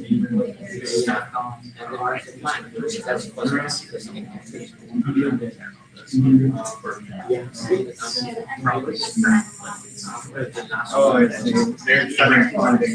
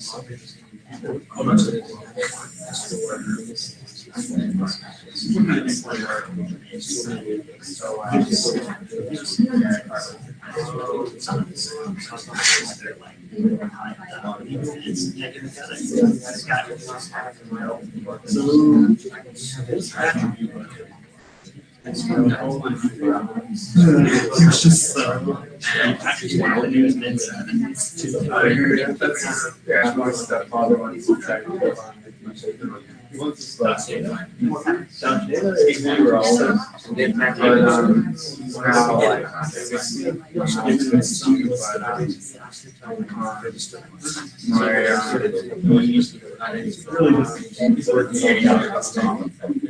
he's working he like to slow down. He was starting to slow down, but then like one person Okay, so what we get here is a little tricky, right? What's wrong with this code? Francis, what's wrong with this code? I mean, what's wrong? Like if you were to plot this, can you plot it like this? Yeah, you have to flip it, right? Because it doesn't look, this is not how you can present this data. Right? So how do you flip it? Okay, that's the next exercise, right? So flipping this, and I'll tell you where the, again, I know that, I can just zip through this, but you guys need to really practice this. So you kind of don't lag the next exercises, next classes and stuff. So I know a lot of you are busy. So maybe working outside of classes is difficult. So that's why I'm trying to give you 15, 20 minutes to look through it. I feel good about it. So how do you flip it? So if you have a code that is printing upside down, the key is to use this, okay? So the transform, translate 50/100. This is a standard piece of code that will help you flip it. But not just that, you have to make sure that your Y function now has that, your wrapper was 600, the height and width 600 and 400, I think. Height was 600. So you are going to have, you know how you started plotting X every 60th pixel? You do return 600 minus data into 10. So what you're doing is you're saying rather than plotting it from the top of it, plot from the like 600 minus, so bottom of it. That's where you start plotting the code, so it ends at the bottom. I think that's pretty much simple. If anyone's still confused, I can come one. So those two things, if you change in the code, it should fix your view. Add this and this, and when you do that, it's still, I mean, it's still not going to look pixel perfect. And so it's going in like here small. Yeah. So to make it a little better, maybe what we can do is, let me try this. If I do 400 and do 400 and see if that helps. Yeah. Because now I'm making the wrapper smaller. Look, I keep saying this, that you're probably going to borrow someone else's code, right? Because you're not going to sit and do this custom chart that, and then again, hovering and stuff and all of that, that will be driven by a style.css. Typically, you will also borrow someone's style.css. So just borrow both. You'll borrow the style files and .js files. And maybe all you're going to do is pass your data. But at the core of it, see, to fix this, right, you need to know how this works.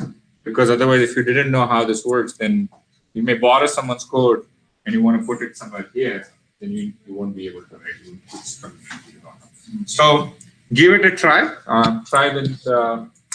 Try the last exercise. Is it the last exercise? Yeah, in fact, it's the last exercise. Another 10, 15 minutes, and then I think I'm gonna just announce now we're done with the class. So what did we learn today? So we learned how to Heroku. That was an exercise, right? So Heroku, like we successfully completed it, right? Like it wasn't like I mean, few hiccups, but most of the people here at least got through the entire Heroku exercise. So now you know conceptually how it works. We discussed a lot about it. We looked at how to cache an array, change data points. We're building these concepts to do what? Like you will pass different values to the chart, right? So we're trying to build that on D3. We're trying to, what else did we do? We looked at SVG, scaled vector graphs. And so looking at how we can put bullseye or whatever we want, how we can play stick figures and stuff like that. And then finally, we're looking at getting more traditional with D3's bar chart and all of that. We're going to continue this on Monday, and then Wednesday we're going to finish D3. So practice, and that's about it. If you want to stay back and work on this code, that's good. Yes, Rahman? So instead of having an adding, how do we just import it? We'll get it. We'll get Excel or data points and all of that. Okay. So with that, I think if you want to sit down and try it, we are here, and then yeah. Nolan, anything? My stepfather's out of town.